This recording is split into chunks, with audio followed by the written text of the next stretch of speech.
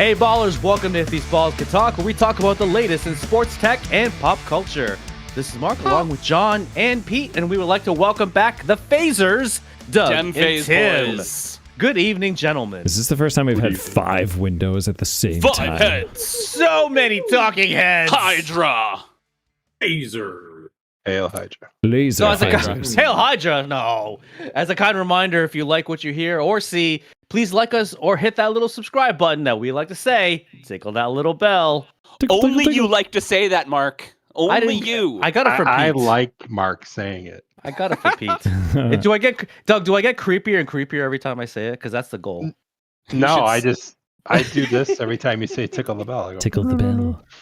Maybe we I should. was just surprised a couple weeks ago that it took you guys like 20 minutes to realize that no one tickled the bell, and we were halfway through a wrestling conversation before someone tickled the bell. You know, I just realized, you guys, I don't remember anything. I randomly picked today to wear a Voltron shirt because I thought it'd be kind of cool, and I was realizing, there are 5 of us. Like the 5 lines. Powers combined. That's right. It's called Earth. Oh, I've wait, no, always that's- pictured myself as a leg. That is the most random thing I've ever heard you say in your entire life. John, you're the third leg. That's right. Well, That's right. He is the third it's leg. just as big as the other 2 Hey. legs. He is the third leg. There we go. Third leg. Anyway, John, how you been? I am great. What a great segue, by the way. Wow, speaking of- shit. I wore a cool Deadpool shirt because I'm psyched for Deadpool versus Wolverine, which we'll talk about later. Deadpool. And Not a sponsor. but you could be. The movie is going to be our I know sponsor. Jamie's play is tomorrow, so we're excited. We ran some lines before bed. She sang everyone else's songs but hers, but I feel that means she knows all the songs. So that's I hope good. so. That's a good thing. No, that's a good I'm thing. ready to throw some elbows on some soccer moms tomorrow to get good seats.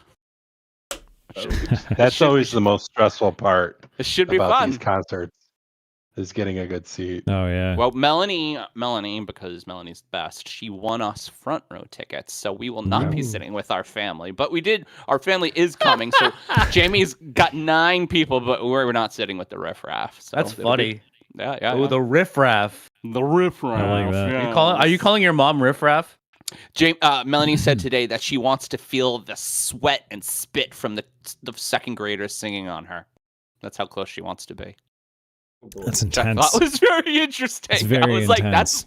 that's very visceral, very hon. graphic Yeah. portrayal there. So no secret mission, Mark, tonight. How's No secret everything mission going? today. It's April vacation here, so we did not have the rehearsal for the secret mission. We're gonna call this. So it's the secret mission involves rehearsals. Interesting. We'll say that, and it's taught by someone that deals with a lot of kids in general. So they took this week off because of school vacations. Mark, are you pregnant? No. Why would I be rehearsing? But first of all, why would I be rehearsing for being pregnant? I mean, I'll tell you what, we rehearsed a lot. Lamaze class, right? Yeah, isn't that called Lamaze? Yeah. Yeah. Okay, but why would the Moz class take a week off? I don't know. Why would it be off for school break, man? Just trying to figure it out. Lamaze likes Acapulco. Yes. So Yes. to clear all of the internet rumors out of there and the conspiracy theorists, I am not pregnant. All right. Okay, so we can rule that one out. Yeah. We still don't know what this is. Really I good. also, by the way, since our last time we talked, signed up for a 10-mile race at the end of July, and I am not looking forward to it at all. 10 miles. 10-mile race. Damn. The end of July. In a row? Yes, in a row, consecutively. No, what a day. I actually don't know what I'm fearing. Well, not really fearing, but dreading more: the running 10 miles or running in at the end of July. Yeah, both of those sound like a nasty I combination. hate running in July. I hate running. In That better be at July. like 7 in the morning so that you don't like melt. It's luckily it starts at 6 o'clock. Okay. no. Damn, that's early, but In the pre-evening. yeah. Oh, 6 p.m. Oh, in the So when the evening. humidity is at its highest, and I'm not a morning Yeah. person, but I would Central. rather do that race at 6 Well, a.m. I just wouldn't sleep the night before. Yeah. It is down in Narragansett as well, so it's by the ocean. So thankfully, parts of it are going to be right next to the ocean. So hopefully there'll be an ocean breeze. We'll see. Summer breeze makes me feel fine. That's all we can sing. Rolling through the Yeah, we'll have to pay money if we keep singing. Pete, how you been? Busy. On to the next Pete. All right, on to the next. Why? Care to What's going elaborate? on? No, it just right.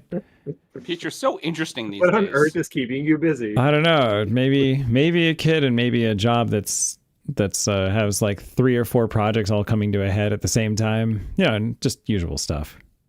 Mhm. Pete Your doesn't kid like a is lot- damn. Pete doesn't like a lot of Your things body coming to problem his was head. awesome. Pete, are you going to the heard Nerd it. Oscars I can't wait to next watch year? it. What's that? Are you going to the Nerd Oscars next year? I don't know. I did manage to. Does he have to get nominated for that? Right? Maybe. I did Why not? convince my boss that we all need to go out for a big happy hour on the company dime. I mean, sure, but that is as soon as these projects unrelated, are done. unrelated to the Nerd Oscars, which I'm still very interested in. I mean, that would be really cool. Ooh, apparently our banter has made Liam fall asleep. Already? Excellent. That's what a person named Stephanie Ford Steffen just said. We're so Aw. good at banter. All right. And now with Doug and Tim being returning guests, we hand the show off to them. That's right. It's time for Ball in the Corner Pocket. Take it away.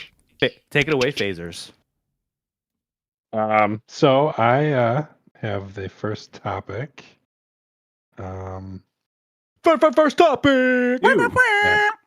Is it like first What's new with you? 1A? If no one wants to ask 1A about topic? Doug, I'll ask about Doug. What's new with Doug? Oh, do you guys want to do a quick? Yeah. Okay. Yeah, because we're not doing the guest interview. If you want to do that real quick. I mean, yeah. they're all right. doing Ball in the Corner Pocket, which Mark just introduced. So. Exactly. This first segment is all of you guys. You Okay, can so talk about whatever you want. You know what? Then topic 0. Let's catch up really quick with Doug and Tim. What are you guys up to? Well, we got a dog. Nice. Okay. Nice. His name's Loki. Furry kid. He's very name is- cute. His name is Dog. Dog the dog. Dog the dog? It's Loki. Loki. Loki, the It's a good agent name. of mischief. Yeah. Is she mischievous? No. Although he did eat my cookie off the table the other day, and I was very upset. But isn't Yeah. you going through the effort to name him the dog of mischief and him not being mischievous actually an act of mischief? Yes. Well, he came named Loki, Oh, okay. and there's a every dog in the family Is named starts after with an Marvel? L. No, it just starts with an L. Hmm. So there's Luna, my in-laws' parent. That would dog. be amazing if the litter was named after all the Avengers. No. That would be cool. Then I love But it. then- Wouldn't you like- love a dog named Iron Man? No. It's a terrible dog. Yeah. name. My friend had a dog named Dr. Octopus, and I thought that was wonderful. That is That is pretty wonderful. cool. I like that. See, different. Yeah, Dr. Octopus and she had Batmobile were her two. The dog's name was Batmobile. You've won. That's amazing. I know Pancake, someone too. every now and again I volunteer for a dog organization. There's a classier name for it, but I can't think of it right now. Anyway, there was a whole litter of puppies that were named after the cast of Friends, no, and I got was to one of them named the coffee shop. Janet, no Central Perk. No, classic it was characters. mainly the main cast because I think there was 6 in the litter. But I got to deliver. I think it was Phoebe and Chandler to a foster, and they were so cute. They were so tiny puppies. Mark, I was a little late, but I did it. There's the sound. I thought you guys had a sound effect for that. Oh, We hold did. on. It just wasn't in Discord. Oh, It was I had just to like- remove Baby Watch and get my well, sound off we my don't other need that computer. anymore. We don't need that anymore. And Pete can just do it on hat, so it doesn't matter. Yeah. All right. Who So was he at? what's up with Tim? Job Top- number 10, the dog thing. Yes. Yes. Ma- Infinite number of jobs. So, Tim, how have you been? I'm good. Busy. Yeah, ready for summer. Just got back from vacation, right? Yeah. you got Tell us that about what nice you guys trip want. bikes we saw. You know, I got to tell you guys about healing vortexes. Healing I, vortexes. I recommend them. We went to Sedona. Oh yeah, big time. Oh, my parents love Sedona. Yeah, so Sedona's like all rock formations, but it's full of weirdos and crystals and healing. So many vortexes. weirdos and crystals. So, friend of the show and wife upstairs, Lisa Feyes, said we got That is a true fact. Here's a healing vortex down this trail. Interesting. And my knee was hurting, so it was like, all right, let's go find out. So we went to the healing vortex, and I gotta tell you guys, 2 weeks, no knee pain. Really? I know. Did you God, instantaneously feel relief in your knee when you went in the vortex? Honestly, I really did. I was like, Wow. this is really big, so it doesn't hurt anymore. And then we encountered a wild boar, which I wouldn't recommend. So, Yeah, that doesn't sound good. Like in No, they're nature, huge. or yes, in nature. Yeah, like Did it try came to on the charge trail. you? So it wasn't. I don't know. It wasn't that bad. It was like Did it have got on the trail. tusks? was his name It had Pumbaa? tusks. It was like maybe Nice. like I don't know, like 100 pounds, 50 pounds, something like that. I don't know. It was big, but it wasn't like a giant one like the behemoths. But it was. Did you no, just try kinda say looked at Hakuna us. Matata to it? I just went get behind me, and I feel like that won me a lot of points. Because I just pushed Lisa's behind me and said, "I've got this," and then I stood there, and it ran away. So But yeah, that- saying might be a hero. Yeah. Don't call me a hero, but I might be. I think probably. Don't call me a hero. I might call your wife a hero if she has healing superpowers. It was. I mean, I recommend the vortexes, and then Healing vortex. we went to Vegas, did the Beatles Love Show. It was a good time. Ooh. And I wouldn't recommend being at a Las Vegas pool wearing your Buffalo Bills gear when they trade Stephon Diggs. Because Oh, you that must have got a lot of. the most fun afternoon in the world. We should do where were we all when this happened?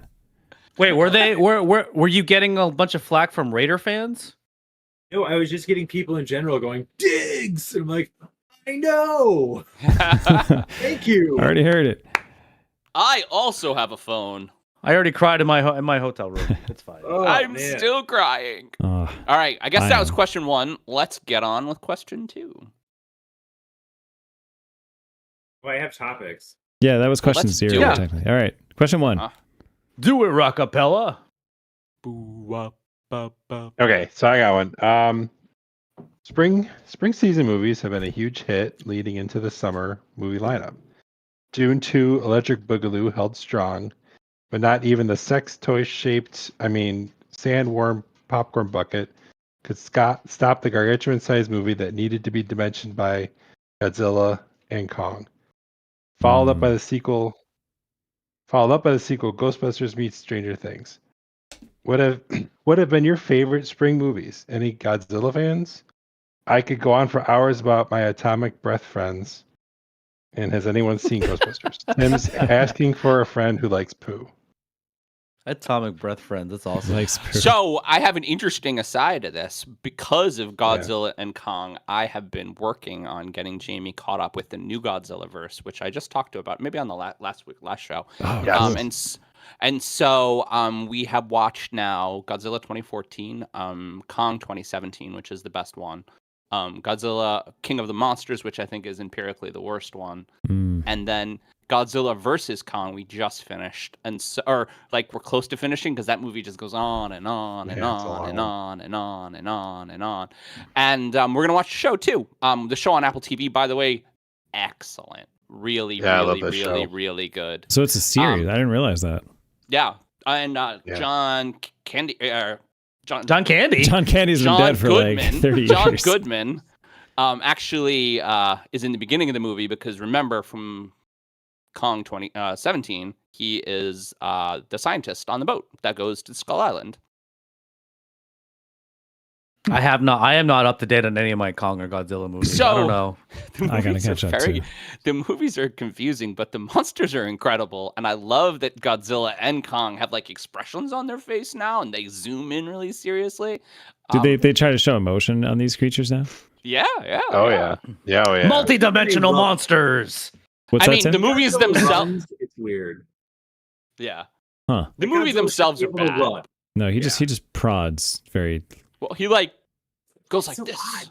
It's just Yeah, awkward. it's like Really Josh awkward. Allen running. It's weird. like Josh Allen running. Exactly.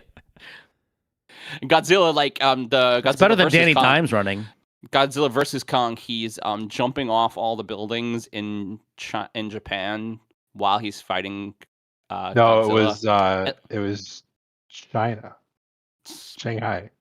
Yeah, it was Shanghai. Jumping off all the buildings with his weird stone axe that was like the size of him. And that It's not a was just- stone axe. It's a Godzilla. Come on, John. If you watch the movies, at least understand the lore. Godzilla. It's an ancient Godzilla Snap. fin tied to a bone, which was a weapon used by the Kongs back when it was, the olden days. To fight Nice. the An old ancient black and white Godzilla fin, Godzillas. right? Because it can absorb so much energy. The black and white Yeah. Godzillas. That makes perfect sense, Doug. Thank you for educating me. You're very welcome. Can I give you guys a review of the new movie that it's mildly spoilers, but isn't going to ruin anything for you? That's It's fine. fine. Nobody Go cares. for it. It It's really, yours. it It's really yours. Swagin. summarizes Godzilla X Kong. It says, as a fan of big dumb bullshit, I had a blast. There are definitely parts of this movie that drag, but holy hell, the whole third act just fucking slaps. An underrated part of this movie is getting wildly overqualified actors to earnestly deliver some of the most mind-numbingly stupid exposition possible. And what this movie has that in droves. Also, shout out to whatever Rhodes Scholar in the writer room had the idea to put an even hollower Earth underneath Hollow Earth. Wait, there's two. There's Yep. two Earths. There's Hollow Earth. Hollow yes. Earths. Huh. I know about Hollow Hollow Earth. Earth, but there's Hollower. Hollow Earth. Hollower. Earth. Yeah, Hollower Hollow Earth. Earth. That is genius. I think the Amazing. best part of these movies, right, was the Takanawa, who is a very serious Japanese actor. He goes, "Let them fight." So Jamie and I are doing that all like the last month. We're just like, Yeah. "Let them fight." You know, we used to, do you remember the movie Gangs in New York? Yes. Yeah. Where DiCaprio walks up to the other guy, and they just says, "Challenge." And he says, "Accepted," and then they just walk apart. Like we did that for like a year. I feel like. About the other movies, Doug, I didn't get to Ghostbusters Redemption, though I wanted to. Yeah. I just had been busy. I know. The first Ghostbusters reboot is incredible. I loved Probably, it. Yeah, it was probably really one of good. my favorite movies I of the don't last think 5 this years. new one is as good. Well, Yeah. I mean, that's what I've heard. Okay. None of us have seen it yet. And then I've heard it's quite bad. I Oh, am. no. I was never a Dune fanboy. No. Kind of read it very early before I understood it, so I didn't really like the 70s movie because it's really weird. Well, yeah. And It's really weird. so I actually haven't finished the first one and didn't start the second one, but it's in the queue. So I enjoyed the Did you- first movie. Mhm. So I want to see Yeah, the this second one. movie Really was good. We watched it. Wait, your basement, right, Tim? First, yeah, During we the, went it was through like a my house. pandemic movie. Yeah, I like that really like Zendaya the gets second to be one. in the It's second intense. movie. I'm excited to She watch the was like second one. kind Yeah, of she was in barely in the movie. first one. She was barely in the Kind first of in the first movie, but she gets to be in the second movie. Yeah, she was like Um, Zendaya. She was at like the very end, I think. She kicks so much ass. She's such a good actress. Oh yeah. It's I so mean, interesting because like the first one is such a great build up, and then all of a sudden it ends because it's a 3-parter. You're just like, oh wait. man. no, like I want more. It was Right. just, I mean, it just stops. But that's the sign of a good Um, movie. That's like Empire. Some of my right? favorite some of my favorite actors are in too. Florence Pugh, I'm very excited for that she's getting other roles. I think yes. she's great. She's gonna. She's like the next Hollywood it girl. Apparently, so. I mean, she slayed in Oppenheimer, right? Yeah, was- Oppenheimer. that was- she was in okay. Black Widow. She was in that Oh, one yeah. that Olivia Munn directed with the weird town. She had that weird sex on the table. Tell us more, Forgot- John. Yeah, I don't remember I this forget one. the name. I'm gonna look it up. I gotta consult the research department. John's like, you're What about supposed to eat on table that sex? table, not have sex All on right. it. While John is doing that, why don't we move on to the next topic? Yes. You guys What- want to talk Buffalo Sabres? Sure. we'll move on to, This like, is your actual segment. next Yeah. topic? This is Okay. your segment. Tim, do you want to introduce this one? Wait, do you want me to do an intro? I Yeah. have an Yes, intro. sir. We Yes. always need intros. Yes. Do an intro. And then I saw 4 white horses, and I said, "There are 4 of us. If we find the next topic, hello, next topic." Nice. That's amazing. Brilliant. Missed you guys. Alan just gave me a book of the making of the Princess Bride movie. I can't wait to read it. Cool. It's kind of amazing. Sounds Yeah. fun. Yeah. Don't Worry, Right. Darling, by the way. That is the name of the movie that Olivia Munn directed. Okay. That, With the weird table sex. Was it It's Olivia really Munn or Olivia Wilde? Olivia Wilde. Olivia Wilde and Harry Styles. Our creative director is because Harry fact-checking. Styles and Olivia Wilde were banging. Yeah, she would know. Harry Styles got the starring role in that movie. I think that's Thanks, right, Steph. So everyone just look this one up on Watch It for the plot and then see the best parts is what I'm hearing, John, right? Olivia Munn, by the way, John used to bang your favorite human being. I remember this. Government got us AIDS. He banged a lot of ladies those final years before he married his South American supermodel. That's Derek Jeter, by the way, if anybody was wondering. Oh, Okay. yeah. Yeah, that was. Right. That was No. I thought I was your favorite person. I was referring to Aaron Rodgers. Oh, fuck that guy. Olivia Munn. I knew. Mark. Although I didn't realize that know. Olivia Munn made the rounds like that. I think she did. And Jeter certainly made the rounds. Well, Jeter, yeah. That has more to do with Jeter than Olivia Munn. Anyway, what's the next question? We're talking about Derek Jeter the shitty money. Buffalo Sabres. Yeah. It's so frustrating. What do we want to talk? What do we want to talk about the Sabres? The Sabres. Ukko-Pekka Luukkonen. Yes. Ukko-Pekka Luukkonen. It was a long and grueling season, but for the 13th season in a row, the Sabres have been eliminated from the playoffs. Wait for it. Waiting. Yeah. Now in the morning zoo, Without we're waiting. going to talk about butts. This isn't really a radio show, by the way. Fart and poop, guys. Fart and poop. What are you guys doing? Morning zoo. Yeah, I know. Anyway, more Sabres. Without waiting for the ice to thaw. I forgot we had a quack sound. Sorry, guys. The wheels have fallen right the fuck off. I think Mark's already drunk. I'm not the one playing the soundboard right now. Right now, Tim It was is. definitely me. Yeah. Okay. 100% me. I didn't even know that was a thing, and I'm enamored. Oh, no. We've created a monster. All right, more Sabres. All right, so I will. All right. Oh, you brought your Mark Scotch? Nice. Sorry, Doug. Okay. No. All right. Without waiting for the ice to thaw, Kevin Adams, GM for the Sabres, gave old Donnie Meatballs the boot. Early rumors on the street is to bring back Lindy Ruff. Don't call it a comeback. It's better. Really? What are your Sorry, go ahead. That's okay. Well, what are your thoughts on the Sabres firing another head coach? And can Lindy Ruff be the spark the youngest team in the NHL needs?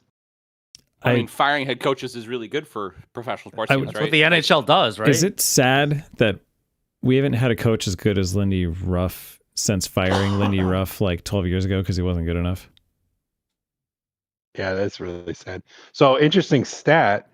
Don Granato actually is the coach the most games in a row for an NHL coach without being in the playoffs. Damn. Because That is an they interesting fire stat. them so fast.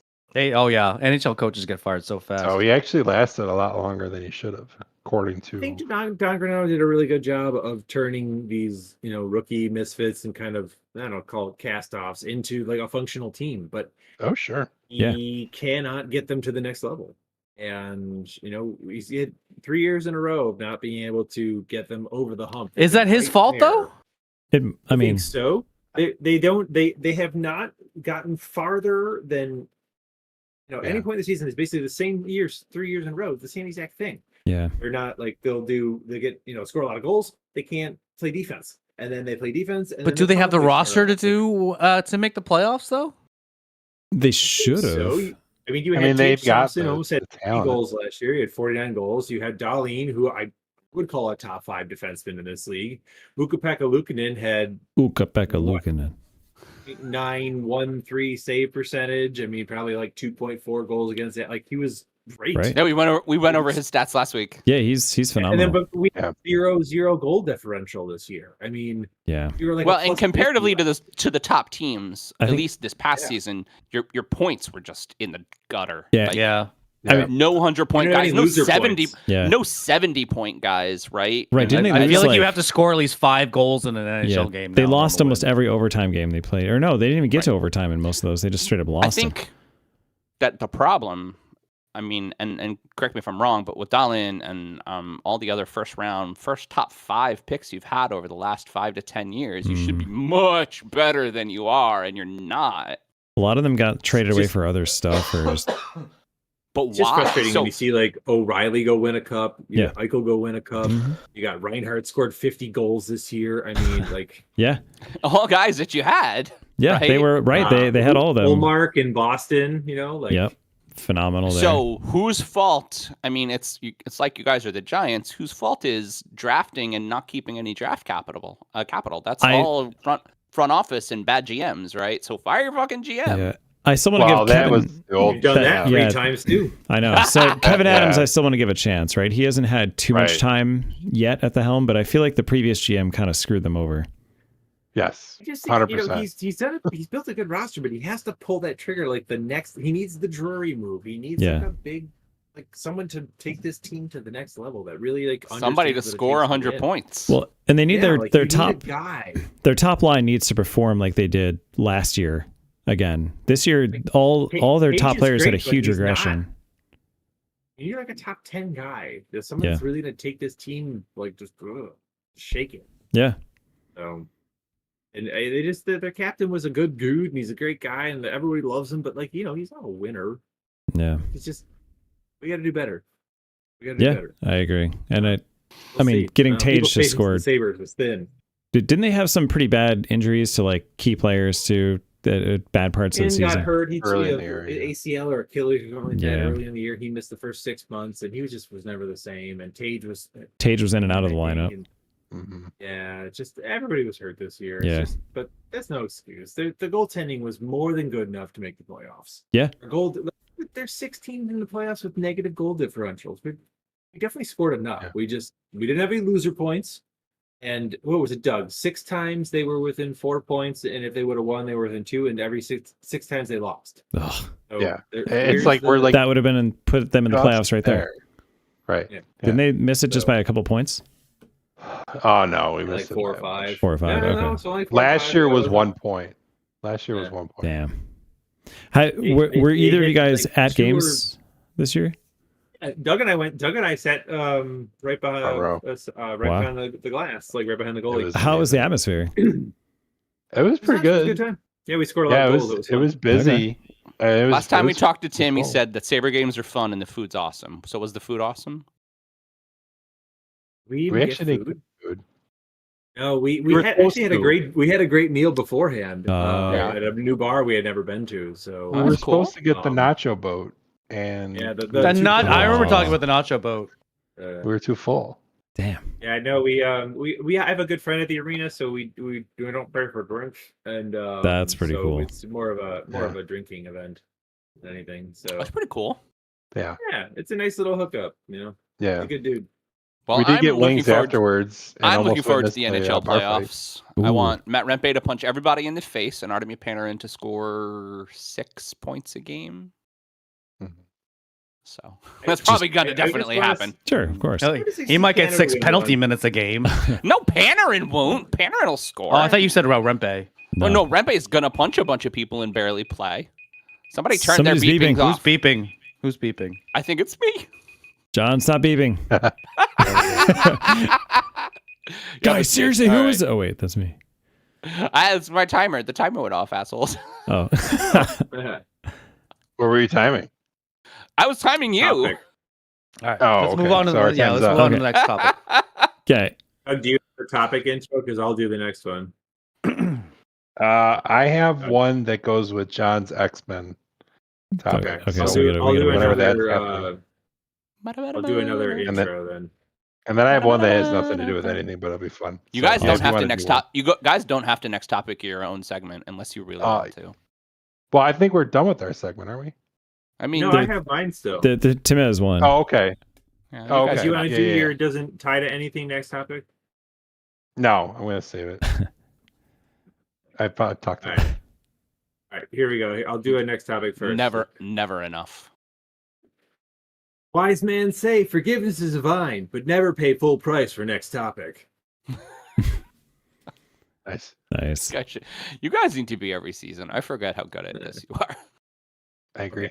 So I'll try to read this and try to riff this. So we all know our host Mark, but do we really know Mark?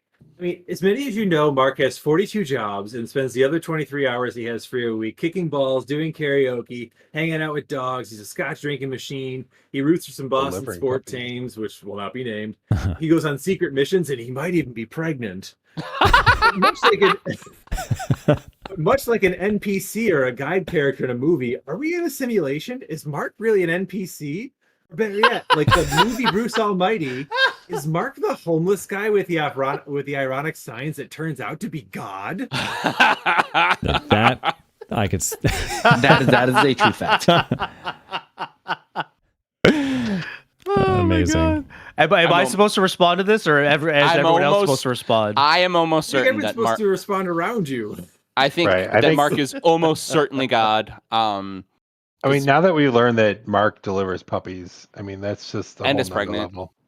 I mean, think about just like movies where like you keep running into the same guy, but he's playing a different role, and you're like, wait a Well, I guess minute. Mark. The real question Like, is, we know maybe you should go up the mountain and see old man Jim. He's got a fresh batch of turnips for you. Like, You know, it's funny you mentioned that. So Jeffem and I went on a destination wedding where happened to be a cruise on there as well, and there were multiple times where Jeffem and I would run into Carrie's father, like at just the most random bride. times. Carrie being the dad. Carrie being the bride, The yeah, lady, father of the lady bride. in the wedding. Our friend, Father of who's the gonna bride. marry. We ran into Steve so many times in just the most random moments. It was So, Mark, it was so funny. Now that you've brought it up, you want to tell everybody the story of how you crashed their wedding? I didn't crash. No, first of all, that is not a truth fact. You crashed. That is not a Look, truth fact. No, nobody crashed. Anyway, Did you show up in a Hawaiian shirt while Carrie was walking down the aisle? No, Running- I running- showed up. running down the I beach. showed up in a bright red polo shirt. Close enough. Anyway, so yeah, big destination. Yeah, I'm Show getting code, there, bro. I'm getting Get in there. there. All I'm right, getting cool. there. So, day of the wedding. This is down in the Bahamas on the island of Nassau. We find out that there is a rum factory Oak. on the other end of the island. So we all think that there's enough time to go to the rum factory, do a tour, and then go right back in time for the wedding. Pete, can you give me a "there was not" in a Morgan Freeman voice? There was not enough time for the wedding. Listen, there would have been if everything went according to plan. But so, and this was more than just Jeffem and I. Like there was a big group of us. We actually, the group of us go to the rum factory, and then like we think that like the other part of the group thinks we don't have time to do everything, so the other part head back. But Jeffem and I, being young and stupid, was like, "There's plenty of time to do everything." So we go on.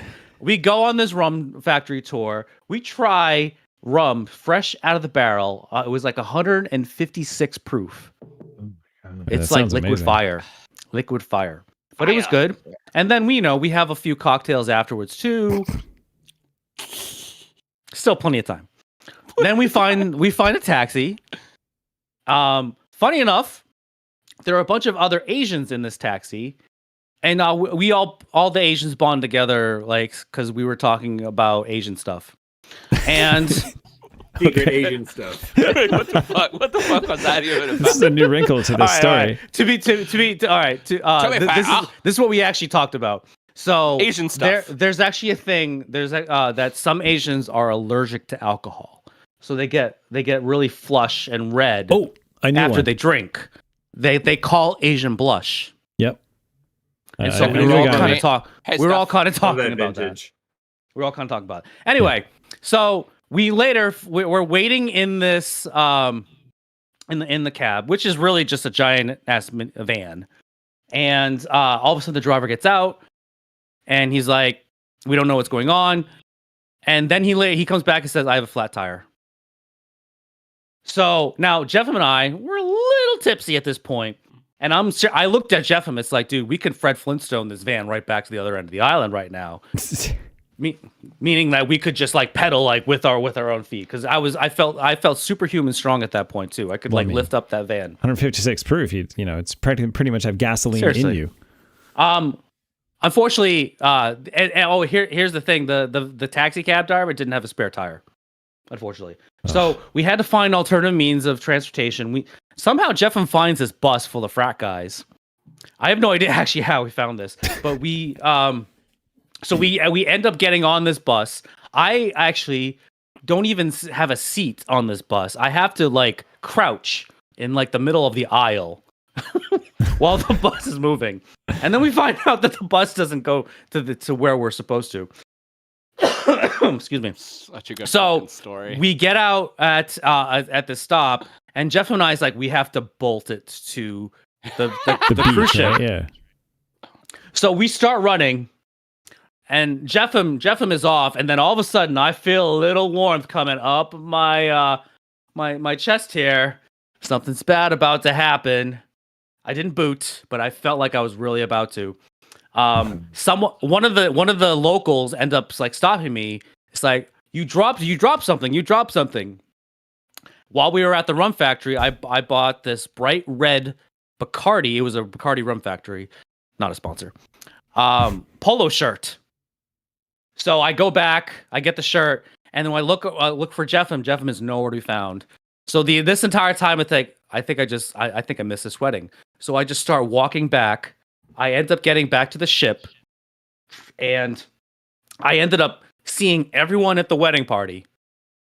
They're all dressed to the nines. I'm in shorts and a t-shirt. It's like, well, I got nothing really to change into, but I have this bright red polo shirt that I'm just gonna slip right off. So I just slipped that on. It's like, hey, and now I'm fancy. And Oak, who is the groom, looks at me. It's like, where's Jeffem? I was like, I don't know. Jeffem left me for dead. You're like, I think he might be dead, you guys. Jeffem left me for dead. So I had no idea where he was. I ended up joining the rest of the wedding party in my bright ass red polo shirt, and everyone else in their tuxedos and gowns. I make it to the wedding in time. Again, Jeffem nowhere to be found.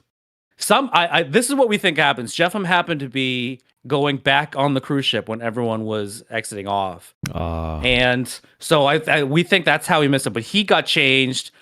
He ended up finding the exact so the bride, Carrie, was not with the bus and the rest of the bridal party because she had to go separate so that the bride and the groom don't see each other. But Jeffem, who missed the bus to the wedding, has like, oh, I have to hail a cab. He happens to find the same exact cab driver that took Carrie to the wedding. And so this cab driver knew exactly where he was supposed to go, and he was driving like a madman. And I guess he was actually yelling outside. It's like, dude, I got a groom in my car. Get the fuck out of my way. Jeffem ends up getting to the wedding right as the bride. So they got married on the beach. There was a little walkway down. The stairway down the wedding. So yes, Jeffem was the one that crashed the wedding. Okay, he ends up like bolting down this stairwell to the beach right before the bride was supposed to do her walk down the aisle. And Carrie, the bride, even like looked over as this was happening, and she was like, Jeffem? He's in some wedding pictures, like running down the I guess I always just pictured like the wedding going. She's going to the island, and behind her, you see the two of you in slow motion, like no. That's the way I pictured the. So I made the wedding. Jeffem did not. Okay. I just happened to be in a bright red polo shirt. So that is a microcosm of Mark, the International Man of Mystery. Yes, that explains everything, you guys. That explains everything. And now you know. Yep. Yeah. Yeah, it all makes more sense now. Joe. All makes sense. All right, Sponsor. guys, are we ready to kick off this shindig? Hell yes. Yeah. So, as a new thing for season 6, we'd like to. We have some sponsors that may or may not be real. Anyway, so this episode is brought to you by Sprint's Energy Drinks. Fuel your game with Sprints. With every sip is a step towards victory. I like this. I'm thirsty. Thank you, ChatGPT. All right. Are we ready for our first topic? First. Yes. So in case you haven't heard, Nike has been in the news lately due to multiple issues with their jerseys and uniforms. With regards to baseball, there have been complaints about sweat stains and tightness in the crotch. Ugh. Now, more recently, Nike unveiled the apparel for the track athletes, and a lot of people noticed how awkward it would be for the ladies, especially in the bathing suit area.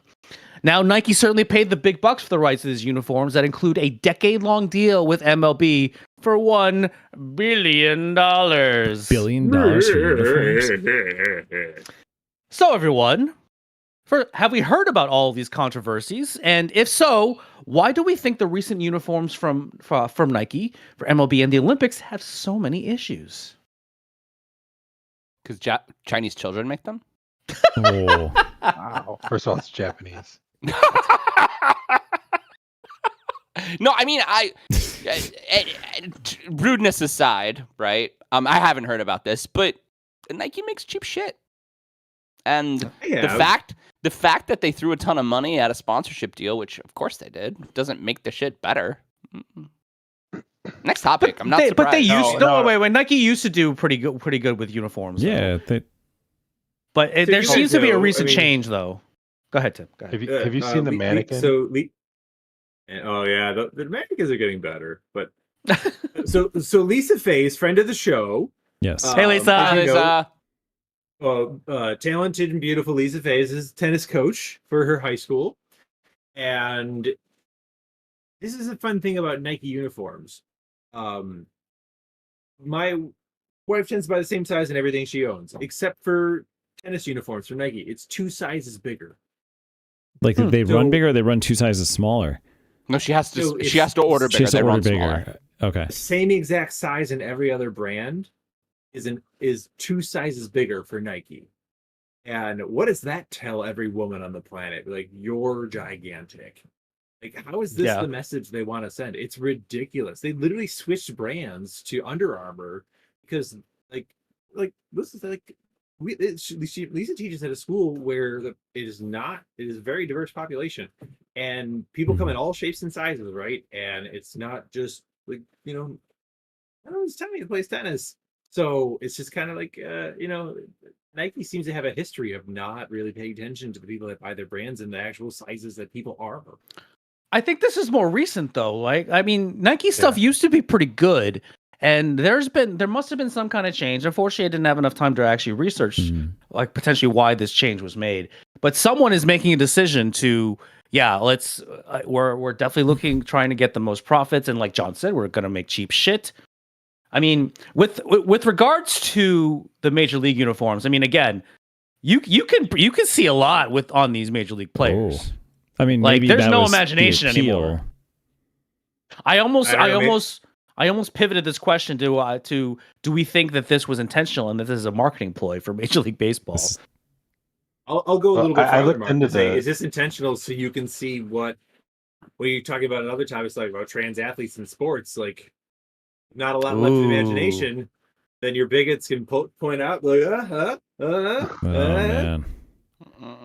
Who knows? Well, I looked into the Olympics. I think that's a lot. I don't think that's happening. I mean, but it still might be just. It isn't necessarily even the fact that they make cheap stuff, but they're not marketing to a broad base. Are they testing this at all though? Like, are they just designing it and then they're just like, yeah, we're good. Disposable culture now. Yeah, it's just like no one keeps things. Doug, you had a point. You had a point. Why don't you try and make it? Well, I looked into the Olympic stuff because I saw the mannequins that everyone was freaking out about. But it just turns out like no one really knows what they're talking about on the internet, which I know is shocking to hear. So according to actual U.S. Olympic athletes, they get a duffel bag full of like various different types of fits and like the boy shorts, each athlete does? shorts as they call them. Yeah, so just what they're showing on the mannequin for the track and field, that's not what they're wearing. What do they have an option to wear whatever. They have an option to wear what style they want. From are these all from Nike? Collection. They're all from Nike, though, right? Yes, right. There's an array of different types of fits from the Nike uniform. So, and these are actual Olympic. I have a quote from Kendra D'Amato, three-time champion in track and field. Yeah, they gave they gave us a suitcase full of all sorts of options, from the high cut suit to boy shorts, etc. So essentially, they get to wear what they feel comfortable in. Huh. But when they're actually on the events, though, don't they have to wear all the same thing? No. Even in a relay? Well, I don't know about that. Maybe that might be the exception. That doesn't, like that if it's like a 4x400 right or something. That doesn't sound right to me. My point is, what the mannequin was wearing is not necessarily what they have to wear. Okay. Well, it doesn't sound like that's what they want to wear. I mean, right. Well, actually, they all said, well, we actually like wearing the high cut. I was gonna say, not only is it like less movement restriction. Did? Well, hey, not only is it less movement restriction, but if your body was that ridiculously in shape, wouldn't you want to show it off too? Yeah, but this was this was see-through mesh. I mean, you've heard of camel toe. I mean, this is it's like you're pretty much wearing nothing. I don't know. The athletes themselves didn't seem to care. I think it was everyone else. We're getting off on a small bit of a tangent, and I think we just need to remember that. And maybe even, and not to put words in Mark's mouth, but maybe this is even the point of the question, that this is more of an issue of sexism than it is of Nike making bad products or Nike not testing. I think that Nike didn't really think about it, and they were trying to make marketable products where they were showing off women's bodies inappropriately. And but just looking at this very quickly, I'm getting a lot of reports that the women mostly are pissed. And women on the internet, not the women. The women athletes are mostly pissed because they don't want to have to dedicate brain space to staying decent, honestly, to shaving or to worrying about everything staying where it's supposed to be and not just running or not just swimming, specifically, right? That's the problem. And I mean, I think, unfortunately, and I'm sure that women across the world can agree, I don't have any say in this, obviously, but I am sure that this is a consistent problem that you have faced throughout your lives, and we are sorry, honestly. Sure. Mm-hmm. And getting back to the MLB, are there players in that league too that have spoken out and said like these uniforms are bullshit? Well, they're more worried about the sweat stains than they are the crotch. Okay, but I mean, still, it's a different level of problem because of the sexism that John just talked about. But it's still like, as I call it, hey, as a VFX artist, I was once tasked in removing a quote unquote unfortunate sweat stain from that area. Wow. So now we're going to see that stuff live in 4K HDR on TV. Your job is so cool, Pete. Changing the world, Pete. That's right. One pixel at a time. That's right. All right, that's a good segue. Yeah. All right. Alrighty then. Here's the next topic. Nice. Nice and simple to start. I haven't seen that movie in forever. Alrighty then. Does it? It holds up. Does it really?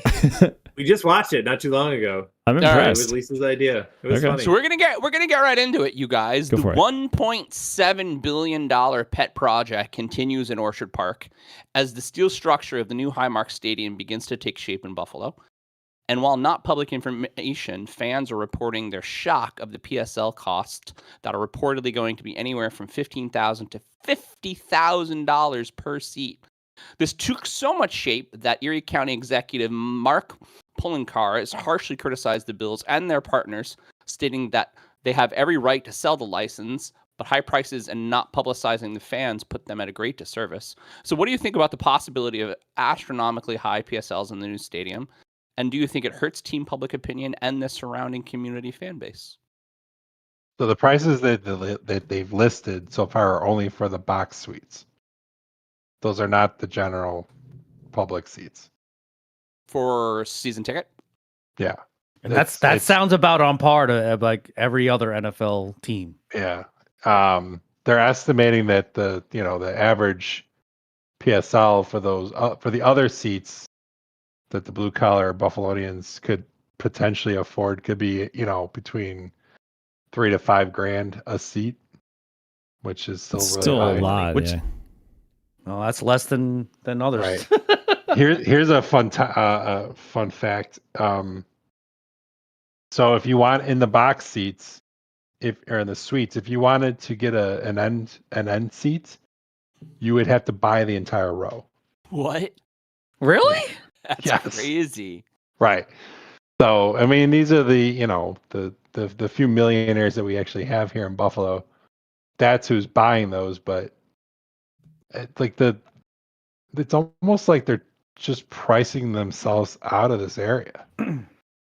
Maybe And that because we can't they have to consider where they are. So, right? I mean, I looked this up, right? Median per capita earnings in Erie County in 23 are $49,000 a year. Median. I make more Wow. than that, right? I make more than that. And I couldn't afford $5,000 on each of the seats I bought. Holy shit. That's crazy. And Yeah. Well, it's to escalate that into box seat prices of 15 to 50,000. Like, remember, guys, I mean, new stadiums are nice, but you're still in Buffalo. It just worries me that your season ticket base is going to move to all rich Toronto people. Right? Nothing against I don't know. Toronto, but I mean, it's I don't know. I think you guys underestimate Bills fans. And how I mean, they are insane crazy. Are you yes. guys, Yeah, are you guys they'll going to buy start it. selling family members? I guarantee people are going to complain about this and then buy But their they'll season still do it. tickets. Yeah. Yeah. And just like they normally would. They'll Keep in mind, this is the fan base that willingly goes Yeah. through tables during their pre-games. willingly does shots of vodka out of people's buttholes. This is the weirdest fan base in the world. They're all going to pay it. Don't listen to the media. Everyone's going to pay it. They're all going to just do it. Yeah. Meanwhile, come over to my house. We'll watch it in the basement. Yeah. Yeah. Much more For you comfortable. guys, anybody who doesn't know, Tim and Doug live in Buffalo right now. Does it look wild, like metal fingers coming out of the ground? It So rises. get this, my company, Carmina Wood Design, not a sponsor. Not a sponsor. We're doing inspections on site for all the everything that's going on. So Nice. there's a guy down there that he just sends me pictures all the time of the stuff going up. The coolest thing they just did, so they just brought in a fourth crane, and it's over 300 feet tall, and they needed 20 vehicles to bring all the pieces in, and then built it on site. Nice. And That's then super the cool.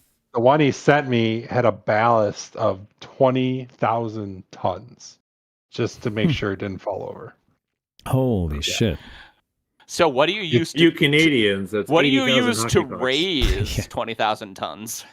So they're erecting the steel structure. Yep. First they started with the footers, like they there's over 450 footers that they drilled down, I think like 35 feet to, they're already in bedrock. Like they dug out a 40-foot deep hole in bedrock and then drilled another 40 feet down into the bedrock just to give the structural integrity for the building. 450 times. And then the footers themselves are like 25 by 25 feet. And once they got those in, they could start, erecting the levels. So they got the first level done. They're starting on the second level, which they estimated a year ago that this is where they would be. So they're on time. They're on schedule. That's good. Yeah. I have an interesting perspective just because the company I work for is downtown Buffalo, which in a straight line to the stadium is probably like 6-7 miles, something like that. But I'm pretty happy on the pretty high buildings, and you can see the stadium from the building. Oh, You wow. can kind of see like a dust cloud in the distance because there's so much construction going on right now. So it's exciting. That's really cool. I will go to games. I would never buy season tickets again. I'm not. No. This is No, that's and not the my thing thing that anymore. kind of disgusts me about this PSLs, it's rich person socialism. It's like Well, it just prices people out. right. Well, they don't want to. Well, they won't. These billionaires don't want to spend their own money, so they're going to make everyone else do it. It's kind of ridiculous. But I'll go. Oh, right. Yeah. Because Well, they'll it's probably like, sell the seats, like Tim said, though. So what's going to stop Oh, them? Everyone's gonna buy 'em. They're but not to the people they're that actually- own them in the old stadium. That's the problem. Or well, not all of Yeah. them. Pete, I would bet. I bet 85% of season ticket holders return. You People think are it's that nuts high? here, man? Wow. Absolutely. I was We gonna sold say out- 50. We sold out every game like during the Yeah. entire playoff drought. People are nuts for this team. Well, Well, yeah, but that was when tickets were like Gotta go. like $50 and stuff. I But feel like there should be a I see your Scotch point, bet though. between I Tim know, and I Pete know. right now. There should be a Yeah, Scotch bet but- between Tim and Pete right now. I I'm love interested this in this. Think idea. about like the concept of like how much money is here. Like even the price of tickets for season tickets and Bills games, while affordable to the normal person, Mhm. is still significantly large to the median population of Buffalo. They're still spending it Yeah. every week. Like it's not going to stop them, man. They're going to complain. That's what people do. Come They're on, gonna Price go is spend Right their this money. bitch. Let's I get it would on be the I would be record. very impressed if that happens. I guess I don't know how we would It's a quantify smaller though. Like stadium too. So Getting into Right. debt It is the is- American way. it is 10,000 seats fewer. And do you feel like that was part of the reason that they did that was because they knew the seats individually were going to be more expensive, or was it just kind of like we can't build a structure the way we want to with that many No, seats? I don't think they consider that at I all. think Okay. price went I into don't it, think but they they are. also wanted a lot of box seats. Yeah. They also there's a wanna lot be- more box seats in this one. They want to be good, and running a successful NFL franchise is very expensive. Yeah. How many? So I know the stadium is largely modeled after Tottenham, I think, in Europe. How big is that stadium? but I mean, soccer Google stadium it. is huge. I wanna They say they it's are like over humongous. Yeah. Oh, that's true. The field's a lot bigger, so you kind of can get away with a larger It's ring. enormous. Yeah. I don't know. I'm excited for the stadium. I think it's something you had to do. The Ralph was disgusting. I'm just we need to move forward. I mean, it was Um, built over 50 years ago, right? 73 was the first season. My parents were at the first game. The Tottenham Football Club can take 62,000 people. 62,000. So it's almost the same size as the It's one almost the same Buffalo's size, building. yeah. It's an NFL stadium. I mean, Yeah. Tottenham is also kind of in the middle of a pretty populated area. So Mhm. We have And we're wind in time. confusion though. Oh yeah, we're Oh, definitely yeah. we're Lot of definitely aiming for a confusion. 2-hour episode here. 2-hour episode. Buckle up, bitches. All right, who's got the Will next do. topic? Okay. The dem Feyes boys do, unless Pete has one to slip in. I have I one. have one. Yeah. Okay, go ahead, Pete. Go ahead, Pete.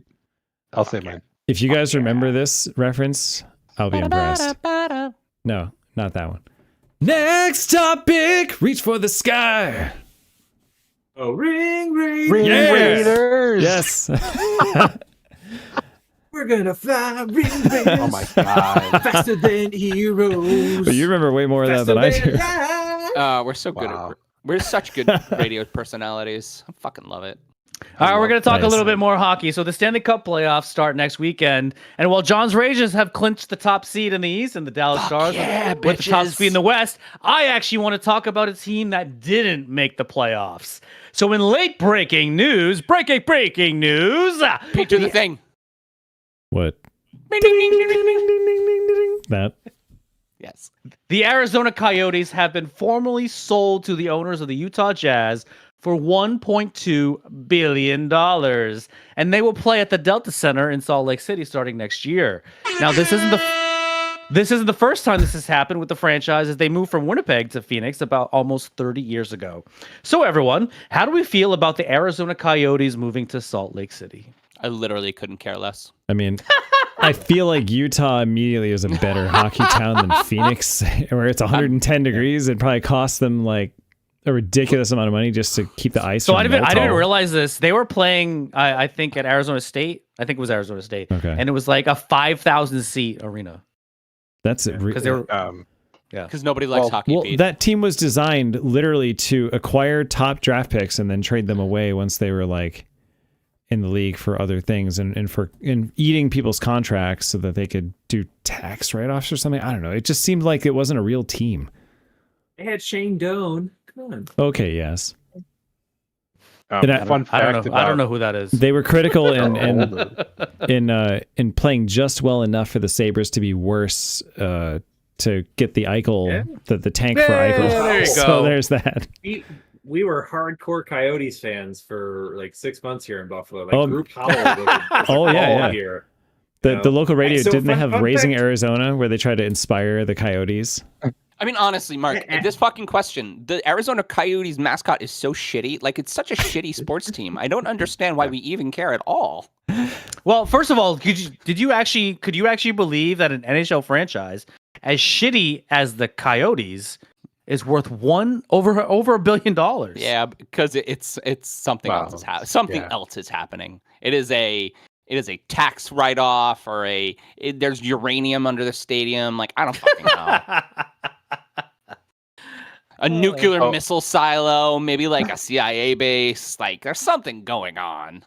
So just like when they were the old Winnipeg Jets, they're going to be a completely new team and a nickname and whatnot. I don't know. Do you guys have any suggestions to what the new Salt Lake City team name should be? The Wives. I do. The Mormons? Mormon. The Sister Oh, Wives. I love that. I love that musical. Good reference. Right? So I saw so I saw these someone posted these on the Twitter machine. So they had the Utah Yeti, Salt Lake City Stags, Okay. Salt Lake Eagles, Eagles, and the Utah Blizzard. Is the Jazz still playing in Utah? They are. Yes, but they don't allow music. Yeah, that's kind of funny, isn't that? So the owners of the Utah Jazz are the ones that bought the Arizona Coyotes. Oh, so then you got to do another music theme. Yes, because when you think of music, you think of Salt Lake City. Right. Well, I'm not saying it's the correct theme. Fun fact about Salt Lake City that I really love is that if you're at a bar, you have to have a seat. You can't just be standing in the bar drinking. So if you're like sitting at a bar, there's like no a law dipshit reaching over behind you. Like, can I get a vodka tonic and a splash of Grant? Like, it's a law. You have to be in a Wait, seat. what does he sound like, Tim? Bro, can you get like a diet and vodka, splash? Definitely heard and seen that exact thing in that guy.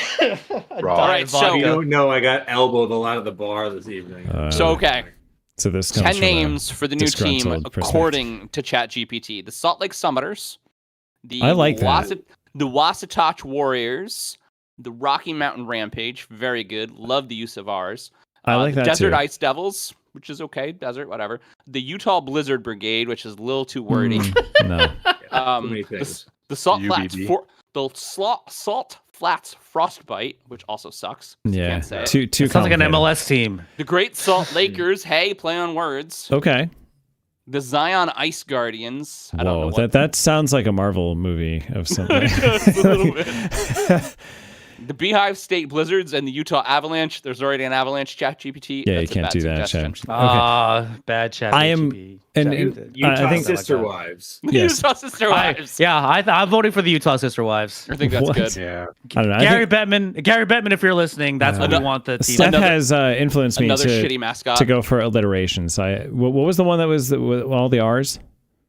The Rocky Mountain Rampage. There you go. Rocky Mountain Rampage. Or the Summiters. I like the Summiters. I mean, it's Utah. There's freaking mountains. I'm going with Sister Wives. Summiters is actually Summiters is a good suggestion. I like the Salt Lake Summiters. That's a good suggestion. That's all. Yeah, at least that's a little also bit of ice. Alliteration. It's got a little bit of an ice word. It's a little iteration. Yeah. Got a cool mascot. He could have a little Price is Right hook. And this is why I'm still to this day. Yeah, exactly. It could be. I'll never let this go. I feel like this is a complete lost opportunity that Seattle should have been the Seattle Sockeyes. Seattle Sockeyes. What a great name. Would have been fucking awesome. And it actually, they actually have sockeye salmon on the coast of Seattle. The Seahawks and the Supersonics, still very alliterative. But the Kraken? Well, Macklemore owns that tell team. you about the Kraken, Pete. Right. An ancient Greek beast from the Aegean Sea. Or a delicious rum. Or that. Getting really close to the camera really good rum, and talking very with your beanie on, you look like an old seaman telling us stories about Kraken. I'll tell You look like an old seaman. You look like an old seaman. Pete, I'm sick of your Kraken denial theories. All right, fine. It's real. I do enjoy the rum, though. I agree there. It does exist. Yeah, I have some. Kraken 94. Yep. All right. We are at time, gentlemen. Too delicious for its own good. Just like this next topic. There we go. Look at that. All right. What are we gonna do? Well, let's just Don't do talk about it. X-Men. Let's talk about it. Actually, no. We're gonna wait, Doug. We're gonna do the one that you have an intro for. The next topic I do. Okay. Okay, We're got gonna it. wait. We're gonna wait. Oh one. yeah, sorry. Right. Yes, we needed to set that up. But wait, actually, isn't that? Never mind. Sorry. Go ahead. Shy face. I forgot a how to count for a second there. All right. Let me tell So you what we're you gonna know. get a little. We're gonna talk about Deadpool, and we're gonna we are very close. Deadpool. We are very close to the release of the highly anticipated MCU Hail Mary, Deadpool and Wolverine. With years of lackluster projects and the internet alight with superhero fatigue, Marvel is looking to old favorites like the X-Men and Ryan Reynolds to save them. Director Sean Levy stated this week that it is not Deadpool 3 and teased that it's going to be gnarly, funny, and ultimately awesome, but in the end, kind of a two-handed project equally about Deadpool and Wolverine. How badly does Deadpool and Wolverine need to work? With a massive big bad and Cassandra Nova, anybody who doesn't know, that's Professor X's evil twin sister. Just how awesome is it going to be? So much build When was up, the last right? time a third movie in a trilogy was great? Oh wow, I don't know. That's a good question. That's a great question. really good So question. so the answer is never, because IP is typically bad and threequels are always bad. But this is, and I think it's actually, from you saying that, I think it's funny that Sean Levy made sure to say publicly that this isn't a threequel. That's why. Because It's, prequel- Like, this is the 'cause pre- Avengers movie. 'cause there's like, all right. Yeah, There's still prequels so suck. much build up for this movie, though. Well, I mean, There's so much build up for this movie, right, Because when the in- first two Deadpools were pretty good, Yeah. and the fact that they have Hugh Jackman reprising his role as Wolverine, so much hype. I mean, when in doubt, So throw Hugh much Jackman hype. at stuff, and it works. It's gonna be awesome. It's gonna you be get divorced awesome. over this role. It kind of has to be Maybe. awesome for Oh, Marvel, doesn't right, it? yeah. No, it Steph would actually- know it way actually- more about that, actually. It actually does have to be awesome. It does, because if this movie doesn't work, there's literally two of the biggest characters in the songbook, right? And Right. what's actually even weirder is that because now they've dropped Jonathan Majors as the big bad in Kang the Conqueror, they have to that was a pivot, big, right? They Yeah. have to pivot to something else mid pass. Well, like everything And- they've been building to for the last two phases is now like, okay, now I heard what? it- So I heard an confusing interesting- anyway. It really is. I heard an interesting theory It lost that- me. we could talk about in the next X-Men question that we're going to talk about, is that the multiverse itself still fits a Mojo storyline, which would be Yeah. kind of cool. Oh yeah. Yeah. Yeah, that would be cool. They kind of brought up Mojo a little bit. Well, we'll get to that. But what's actually what's interesting about this movie is they have already kind of shown their hand a little bit, and the first full trailer has the TVA in it. So Yeah. not only does it have the TVA in it, but it has the TVA talking about the MCU kind of breaking the fourth wall in the trailer. They're like, hey, look, you're going to be MCU Jesus. Like, they're literally Yeah. calling their shot, saying that Deadpool has to save the MCU, Yeah. which he does. So is much hype. Right. Pretty funny, actually. Is that But that's- how involved is Kevin Feige in this? I don't actually know what's interesting. I mean, he's going to have executive producer credit because that's what he does with everything. Well, But Disney it'd be- bought Fox, so it's not even a separate studio anymore. Right. Wait, they own Fox? I thought they were just ABC. No, they own Fox. No, it's Fox. No, they own it. They Oh, bought jeez. it. That's So it's why- this is That's why Marvel everything. Studios Yeah, that's why like technically. everything Fox's and Hulu Okay. is now on Disney. I thought there Plus. was still Yeah. like some IP kind of voodoo where like they couldn't. No. Okay, the so only one that's still out there is Spider-Man. okay, Right, right, and, and- which is Sony, and they're never going to. And because Sony hasn't given it fully back. And because Madam they're a- Web. Oh, fuck that movie. I love. You by wanna- the way, Yeah, I love how Sydney Sweeney in her SNL monologue was like specifically said that you would not know her from Madam Web, and she would like actively try to distance herself from the movie on the show. All right, but going back to the kind of what I was trying to get at before. So if this doesn't work out, does that mean Kevin Feige is going to be forced out of Marvel? I think it almost has to work out, but Yeah. maybe. But yeah, if it doesn't, listen, between Ryan Reynolds and Hugh Jackman, there's really no way this movie not to work out.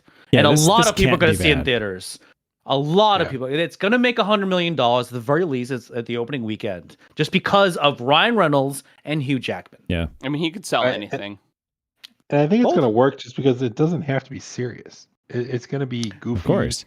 Well, Well, that's like what the typical Deadpool that's movie. on brand for Deadpool, right? Yeah. Right, Deadpool I know. does not take itself but seriously. I think that helps Well, alleviate some of the pressure. Also, you know what helps this movie? Ryan Reynolds spending the last 10 years trolling Hugh Jackman and Wolverine on the internet. That is That's true, what right? helps this fucking movie. You're right. Ryan Reynolds did all the work. Because Yeah. at the end of the day, we have to remember that Ryan Reynolds started Deadpool himself Mm-hmm. with a costume He did. and a social media post crowdfunded. He said, Yeah. I think Deadpool would be cool. I think I'd be pretty good at it. And the one I did in Wolverine and the stupid story Origins. part Oh, yeah, 7 that was bad, right? Right, of course. And I was like, I want to do Very it better. It wasn't anything So- like the actual Deadpool.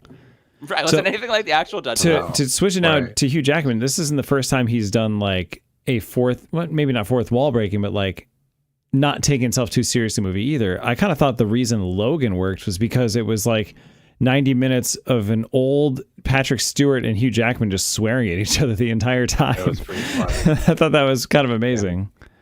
Like, Logan was great. I really liked it. I enjoyed that movie, Yeah. but that was the main reason. Like, it was them as like old people just bickering at each other the whole time. Like, Yeah, while grumpy old men mutants. right, but while all hell was breaking loose, and then like, I don't know, but I feel like Hugh Jackman can thrive in that environment too. Like, he's a consummate professional, but he also knows how to have fun.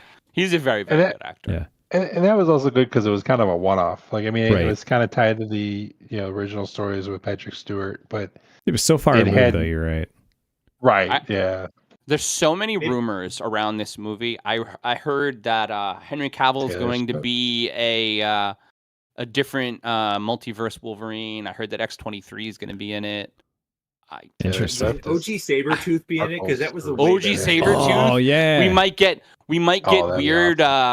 What's his face? Pete and I just talked about this weird '90s Toad? beast again. Yes, Oh, Oh, yeah. Oh, God, what was that? It was Kelsey Grammer. Kelsey Grammer Beast. Oh, Kelsey Grammer Beast. Okay. Yeah. I thought you mean, were like, talking they literally can do the way they're just the way they're going about it is they literally can do anything. And for Doug, I actually believe this rumor. I think they're going to use this movie to start Secret Wars, because the TVA Wasteland is a perfect place to make Battleworld. And if they make Battleworld in TVA Wasteland, then Secret Wars have already started, which theoretically they have. What are the right? And Secret then Wars? Secret- 'Cause I don't know that Synergy! story. Synergy. Well, that is there a that's going sound to be your effect that next. says, "What is going on"? Yeah. Well, that's your next Huh? Avengers moment because you've got to bring all these multiverse superheroes together at one battlefield. Because you're going to have the X-Men, you're going to have the Fantastic Four, you're going to have whatever Avengers are on our Earth left that actually anyone cares about, and Secret Wars is And then- Doug is right. Secret Wars is an opportunity to bring all the platforms together. Okay. Because that's what It's the happens. next Avengers. In Secret Wars, Right. the X-Men and the Avengers and Spider-Man and everybody's out, right? And they're fighting, Yeah. a big bad, which Do I we don't know what who that it will would be. even be at this point? Yeah. I mean, we could always Doctor Doom is supposed to be the next big bad, with the Fantastic Four, and then multiverse. So, I mean, he's a great character. It would be a great choice. So I There's thought also we were Galactus. Right. We were Doesn't talking about Galactus eat Galactus. fucking planets for breakfast? Like, isn't that his thing? Well, the problem with Galactus is that the bad Fantastic Four movies have done Galactus badly. Oh wait, maybe I'm thinking of like the Transformers movie from 1984. where I would love a mix really up those two all the time. You're thinking of really good Unicron. X-Men villain. Yes, Unicron. I would love like Apocalypse or Mr. Sinister or Sinister. They have to do Sinister. Speaking of Sinister, well, Yes, no, we'll get on yes, that we'll next talk time. We about will that. talk about Sorry, that sorry, sorry. later. Talk about that in a second. It's time to move on though. Okay, Move to the yeah, next topic. Enough of this. Never enough. Doug, Tim, do you So have I have any? one that's long, and then I have one before John. So if you guys don't mind me doing 2 long monologues, I could do it. Do it. Do it I have now. one, Doug. If you don't want to, do 2 in a row. I have one for Mark. Yeah, you do one slow. from Mark. Yeah, okay, go for it. Bring on the next topic, don't you think? Nice. Nice. All right, it's time for me to kind of bring everyone down. Anyway, so the company from Seattle has, wow, I did not really write this. Right. Has certainly been. All right. So a certain company from Seattle has certainly been in the news a lot with recent malfunctions of the 737 MAX 9 planes. So a former whistleblower found dead in his car. Now, since it seemed very apparent that the company was interested more in profit than process, CEO Dave Calhoun had every reason to step down as its head officer. Oddly enough, Calhoun actually took over the company in 2020 after tragic events with two 737 MAX 8 planes crashing in the Pacific. And now another whistleblower has stepped up and testified to Congress about other potential safety hazards. So everyone, with the recent resignation of the Boeing CEO, is that enough, or does there need more that needs to be done? I mean, government needs to step in. Boeing is in free fall. I mean, honestly, and It's a huge culture change that needs to happen. At this company. right? Is it just these planes? Is it military contracts are suffering too? Like, I mean, Boeing is in everything. Boeing has just made, like I said, Boeing has just, a lot like Nike. They're just all about the profit, and they don't necessarily care about the product. Yeah. Guys, if airplanes had the same failure rates as automobiles, Oh, you'd never get in a plane. Well, right. If Never. planes had the same failure rates as airplanes, there'd never be a car crash. They'd be so rare. Right. It'd be like, a car crashed? Wasn't that That's Superman's amazing. stick too? He's like, statistically speaking, it's still the safest way to travel. It's insane. Like, I understand, like it's no one wants to be in a plane crash, like, clearly, but like they're so rare still. Even They are rare. Every day they want to talk about it in the news. It's just like it's so disproportionate to the actual threat. but incidents though have still kind of creeped up recently. While they are still rare, I mean, all of these incidents are not supposed to happen still, right? Fair. Yeah. I mean, if I it's mean, all, a fucking door came off a plane. right. Yeah. And also this is like multiple How many incidents. deaths did it result in? None, thankfully. Thankfully, yeah. But it How could many have. injuries. It Right. could have. Like, what if somebody was like, "Oh man, I really got to pee," like, and they get up to walk right as the door blasts off. I mean, that's kind of the one good thing about all this, thankfully, that there haven't really been serious injuries or deaths because of it recently. Now, like I mentioned before, about 4 years ago, there were deaths involved when the MAX 8 planes just decided all of a sudden to do a nosedive. Mm-hmm. However, I think they've been very lucky in the fact that there haven't been any serious injuries. Could be. Again, a fucking door came off the plane. If you Yeah. were actually sitting there I'd be with your terrified. seatbelt off, you would have. Oh, you would have. Oh, right. Yeah, you're gone. The pressure change is ridiculous. And just the speed you're going. I mean, granted, this is. Sorry, go ahead. I was gonna say, didn't that kid like lose his shirt and Yeah, if he lost hadn't his shirt. been sitting like What? properly, he would have Ground the been gone. planes. Lost the shirt. Wow. Ground the planes. Well, that's To just, be I mean, it's how- that's fair, how when strong you're the flying an person- airplane or flying on an airplane, you hope to have the same amount of clothes you have when you I mean- first got on it. Well, It was a really nice shirt. Again, guys, we're You got it at a losing. 5K. yes. Okay. I think we're losing track of the point, and the point being that if on one 737 MAX the door comes off, and all of I'm reading this article, and I'm not following this issue because I don't really fly that much, and it doesn't really affect me that much. no, but I mean, This whistleblower Sam Salpour is saying that after 10 years of working at Boeing, that there is no safety culture at Boeing anymore, and that there are more than 1,000 jets in service currently, and if there is an issue, maybe the next time it's not just the fucking door. right. I guess maybe that's what the cause for concern is, that maybe the door, it's not the door itself, it's that what the door is like a foreshadowing or an like omen towards. And it's not even that, right? Every business culture has quality control, right? You QA everything. Anybody who's enterprise, you QA everything. If you stop quality assuring things, or it's not even important in your development process, then things are going on in production and in planes, they're going in the air with screws that aren't all the way down and doors that aren't all the way on and wheels that aren't all the way on. Did you see that wheel in California that came off the plane and crushed like 10 fucking cars? Oh shit! No. That literally just happened, right? So, yes, there is no safer way to fly than plane travel. Of the amount of planes that fly in the air every day, we only hear about 3 plane crashes a year versus the 100 probably that happen a day. Thousands. Well, no, I mean, car crashes are still one of the highest death and injury rates in the country. Now, the thing is, when somebody dies in a car, they generally kill themselves, maybe one other person. I mean, it's a smaller scale disaster. A 737, usually, and generally, when a car crash happens, you don't just instantly die. So a plane crash means that 300 brave souls are going to be talked about in a memoriam for the next 10 years, right? Because the planes can't crash. They can't. It is not a thing that we as a civilized traveling country can deal with. Planes just crashing.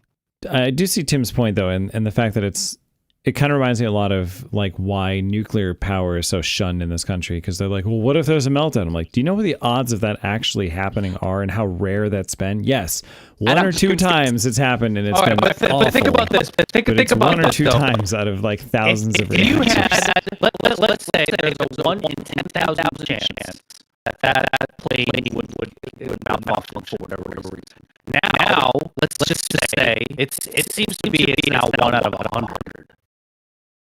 Do you feel safer? Is that enough? Right. We don't even have to over exaggerate or do maybe it's that low, because it's probably still not that low. But if any percentage of you doing an action is death, would you do it? Any percent, any car every day. Any measurable percentage.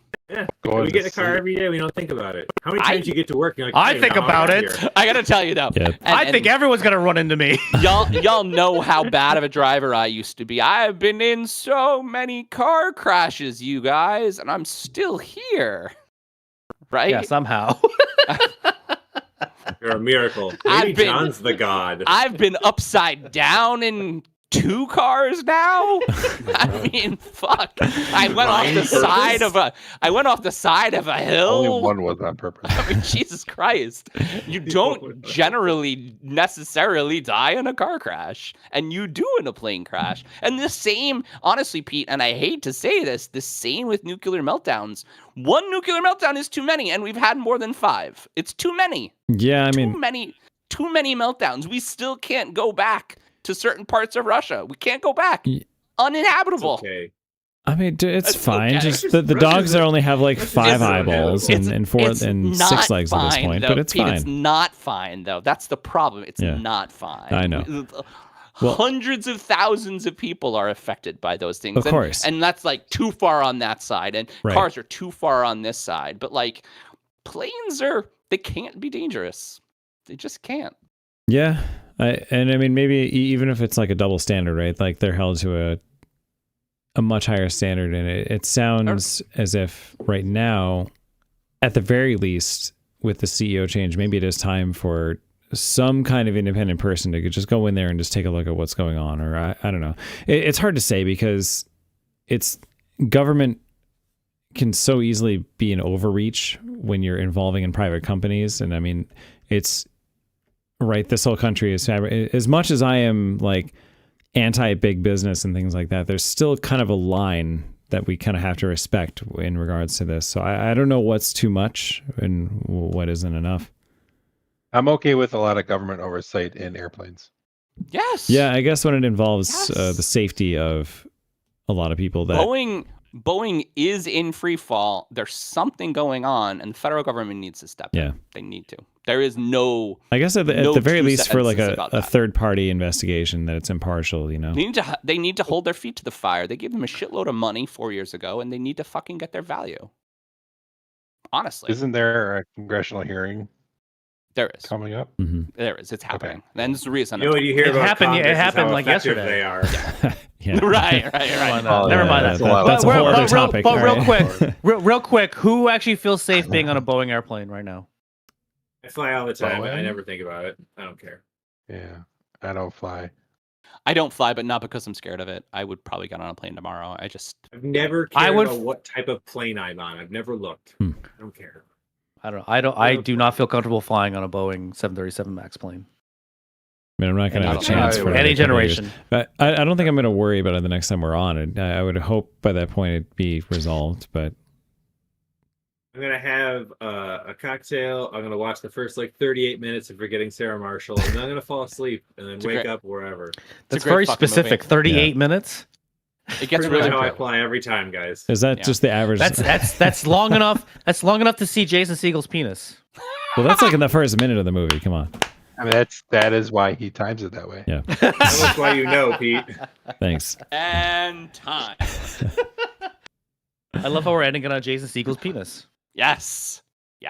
All right, Doug. Doug. Go ahead, Doug. Go ahead. Give it to me, Let's baby. go, Doug. Hold on, Pete, what's your middle name? Joseph. Okay, that's I guess right. Yeah. Okay. Peter Steffen was the finest man I knew. Despite our differences, he never ceased to have faith in our friendship, nor forgave my failings. Perhaps that is why the old fool has done this. Doug, what are you doing in our podcast? Your podcast? I beg to differ, Mark. The last will and testament of Peter Joseph Steffen. As you all will see, his fortune, his next topic, everything he built, everything he fought for, now belongs to me, my ballers. Nice. Excellent. Direct quote from Excellent.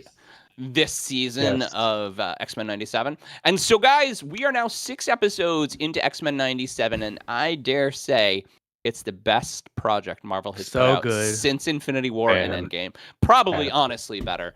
Holding steady with a 98% score on Rotten Tomatoes and 100% fan score. Wow. X-Men 97 is giving us the thing that made the MCU so great in great characters and great hard-hitting storylines. It also has the benefit of 61 years of nostalgia, having been first released in 1963. Mm-hmm. I've read those first comics. Yeah. They were actually pretty far ahead of their time, even for back then. I did not think they were that old. Yeah. Wow. So, without giving too much away, spoiler alerts if anybody cares. We're gonna talk a lot about X-Men 97 in the next 5 minutes. Yeah. X-Men. What is our favorite part of X-Men 97, and why is it so fucking good? So, just to start, I rewatched all the original X-Men 90s cartoon. Oh, wow. All of every them? episode? Every That's a single lot. A lot of episodes. Even the There are some last season, tangents. which was Yeah. which He takes was that shit absolutely seriously, bro. terrible. What the surprising things I found was Magneto was never really like the true bad guy. No. He was just the misunderstood. We just had a different philosophy. Right, Communism. and well, Well, yeah. so so that going into this new season, I absolutely just was floored when he took over the X-Men. I mean, that was just so cool. Lord. Fucking masterstroke.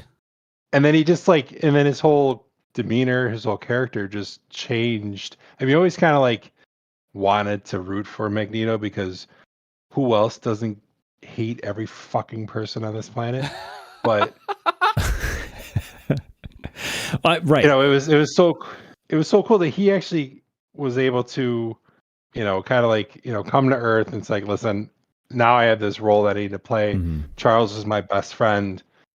I'm going to take this role seriously. That's the whole thing, Right. right? The fact that Eric and Charles are just so connected. Yeah, and best friends. Right. To that effect, I don't think that he really changed. I feel like this is the same Magneto. It's just pointed just in a slightly different direction. Just one thing was just more important than his motive was just redirected at that little bit, and it shows you how three-dimensional of a character that he's always been. Don't kill humans. Yes. Exactly. And don't kill them. I feel like the best live action philosophy Magneto is Fassbender. I mean, 100%. He played that role perfectly. That was my favorite X-Men movie. Let's put a point on the Fassbender. The first half of First Class Fassbender, where he's mostly angry, but confused, and you sort of root for him. The second half, and I don't even want to talk about X-Men Apocalypse. Well, honestly, that's just I Scene at the rewatched bar that. is no, like don't, no, not- shut. Oh, Columbia or no, it's something. bad. It's Yeah. was It's that when not as Hugh bad as Jackman you was in the remember. bar? He was just like, Yes. No. Wait, Just a when little- Kind of when bad. Fassbender goes to the bar and he's talking Oh, to the guys yes. that are the pig That was like the only good farmers. scene in that movie. That's the best scene. It's Oh, so when he goes to the good. bar in Okay. Brazil and he's fucking Oh, mad. fuck off. Ah, It's so good. That's so first good. class. That's awesome. I love that movie. Or when he pulls the fucking anchor out of the water. Yeah. Yeah. God, that movie. I mean, But he's only the first half, because the second half with the stupid kids really kind of pissed me off a little bit. And also jumping back in time and putting Havoc there and blah, blah, blah. Mm. Havoc doesn't exist in the 60s. What the fuck? So I have an opinion Mutant just because Beast. I'm not the biggest X-Men fan, sure. but I did watch the cartoon growing up, but I don't remember any of it. So That's I didn't fine. I didn't do the recap. I watched Pete's 38-minute recap with the sock puppets. Yeah, that was a weird. Wasn't that a weird ass Oh. video? But it was It informative. was super weird. It was really weird. But I was watched like, the first. Yeah, I mean it was good, and then I watched the Right. first episode of X-Men '97. I had no idea what was going on, and then I just skipped to the fifth one, and I watched the Red Wedding scene, and then That's a big I leap. watched this Okay. episode 6, and it's just this evil crow in a cave, and I was like, "What is going on?" yeah, that was some trippy Yeah. shit. I'm so lost. Yeah. Six All Six right. is weird if you didn't see the first. All right. Yeah, you needed to watch. So confusing. All right, so Okay. the bullet notes of that is that Forge used to be a shaman, and he summoned an evil demon to handle another issue that they didn't touch on, and this is the demon Yeah. that Forge has been struggling with. He has a little I bit of thought Doctor. Forge- He has a little bit of thought Doctor Forge was in Strange the magic. A little bit of Doctor Strange magic, so Yeah. he was using his shaman powers. One of Were you gonna the say, Doc? Was that always this thing? Like, I thought Forge was in the future. No. no, he Forge just, isn't one of the built the- Bishop and Cable he are built the future time guys. machine. yeah. Bishop and Cable are future guys. Forge wasn't a future I guy, think but they Forge- did actually explain Forge's powers Forge the built first time the time machine. in a very good way. Right. That Forge just understood the connections between pieces and how to make things happen. Right. Which is awesome. His mutant power is literally he can invent anything and everything, regardless of where the Right. technology is at that time. He could build something that seems like it's like 100 years in the future. Well, so I mean, in the '90s X-Men cartoons, Was he in those? he is in the he's in the future. He built the time machine that Bishop went back in time in. Oh, And he okay. still did. Oh, He still Lord. did in this Huh. version. Yeah. He rebuilt the time machine, and Bishop went to the future with Baby Cable and So is he like Mhm. just super old? Who, Forge? Yeah. No, I think don't he's in the they're- current time. He's just like I don't think they're that He's worried also in about the continuity. future. oh, he is. I don't think know, they're maybe he that just worried lives a long about time. I don't know. continuity. He's Okay. probably Yeah. time traveled. I wouldn't I'm stress about probably it too I'm bad. probably overthinking it. Yeah, don't I overthink think it. you It's- probably are. It's yeah.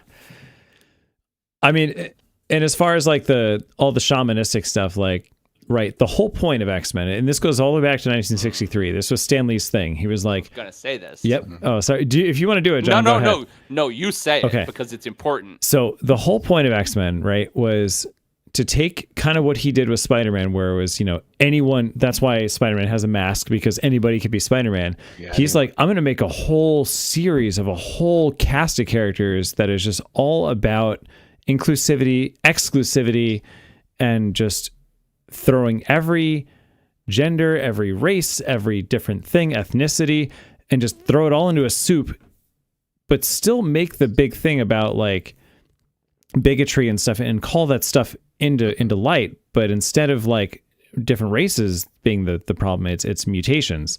So in a way, it kind of A, was all inclusive, but B, was also directly addressing a lot of the issues that were going on, especially in the 60s during the civil rights movement era. I mean, So let's think about this property. it's way right? ahead of This its thing- time, This thing and that also Stanley part of wrote, its time.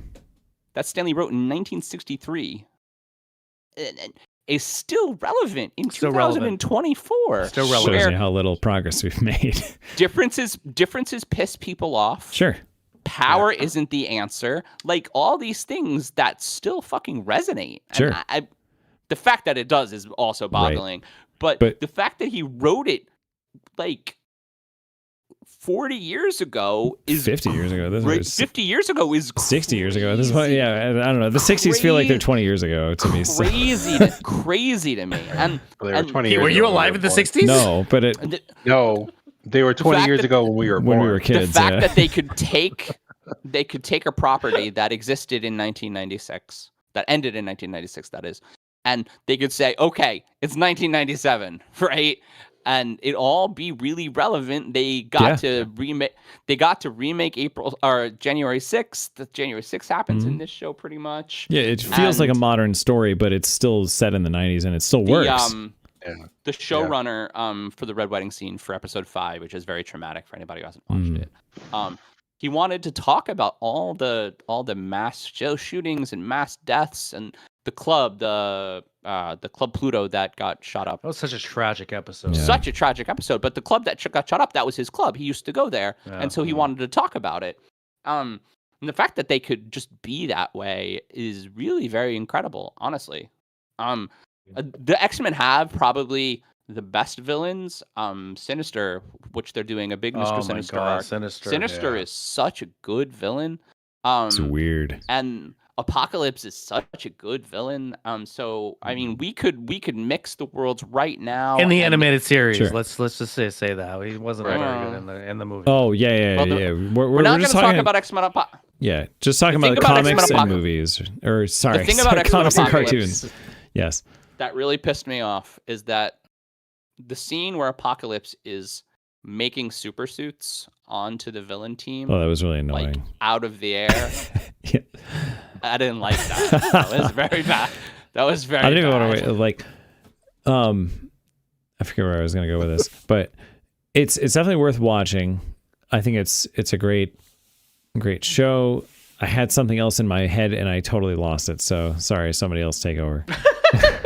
They have a dynamic intro that the characters that exist in the dynamic intro are or either not in the show anymore or in the episode. I remember what I was going to say. You know, I was just going to say, Pete, go. all right, my favorite part about X-Men too, and this is in the comics and in the cartoon is, and right, the Magneto storyline puts this front and center, is half the time the bad guys are the good guys, and not just like a protagonist versus antagonist, like, perspective reversal, but like the bad guys actually, hey, you know what, this thing that's happening, this is in my best interest, so I'm going to ally with the good guys for a while, and it makes sense the way they write it against this other bad guy because they're going to ape shit on something. Like, I love how there's just so much fluidity, and this again speaks to the whole theme of the whole show and the whole premise of the comic from way back. Nothing is so black and white and so rigid, and it has to make you think a little bit more gray. I learned an important lesson from and people, but we knew this, but like you learn an important lesson from shows, but like shows like The Walking Dead, where they addressed this when it was good. The right depends on perspective, and so if you sit with a group and that group is the good guys, those are the protagonists, and they meet the bad guys, those are the antagonists. It just is a matter of what side you're on, who's good and who's bad, really. Yeah. When Walking Dead was still like in its prime, Steph and I always talked about that. Like, what the hell does Rick Grimes' group look like to the outside? They'd be fucking terrified of them. Terrifying. Anyway, we are at time. We've been for a while. You'd have a whole extra bonus episode just talking about X-Men. Fucking X-Men. We're at 100 minutes right now, gentlemen. Okay, all right. Sweet. Moving on. All right, who's got next topic? We still have 2 topics to do. Oh, no. Fuck. Oh. I think it's Mark. Fuck my All right, life. ready? Next topic. I don't know what that was. Robotics. All right. There's another 80s toy reference. Damn it. All right, fine. So, with a couple parents on this show and a future parent on this show, here this is something that's a little bit dedicated to you guys. Who? So, I Are you pregnant, Mark? Who's the future? This show is off the rails. Mark's I pregnant. don't count Confirm. Liam. I don't count Liam as a human being yet. Confirmed. He's a Mark's human being. What are you pregnant. talking about? He's not a real human being What? yet. He's until he- very real. Until they can talk and learn. He already Poops talks. all the ti- He poops all the time. He already talks. My dog Ito. poops all the time too. He's not a human. What? Anyway, In some but- states, he was a human. It's not the once same a thing. season. Toad. all right. I digress. I'm going to show All right. this episode to With a Liam bunch years of ago. parents, Years how from about now. this? With a bunch of Right. parents on this episode, Liam's like, "Fuck you, Mark." Yeah. I'm a human. I recently Those posted are going on to be his TikTok first words. a video of my golf swing. Now, I know I'm not going to be the next Tiger Woods, Phil Mickelson, or even Happy Gilmore, but needless, y'all. Not needless with to an say, attitude like that.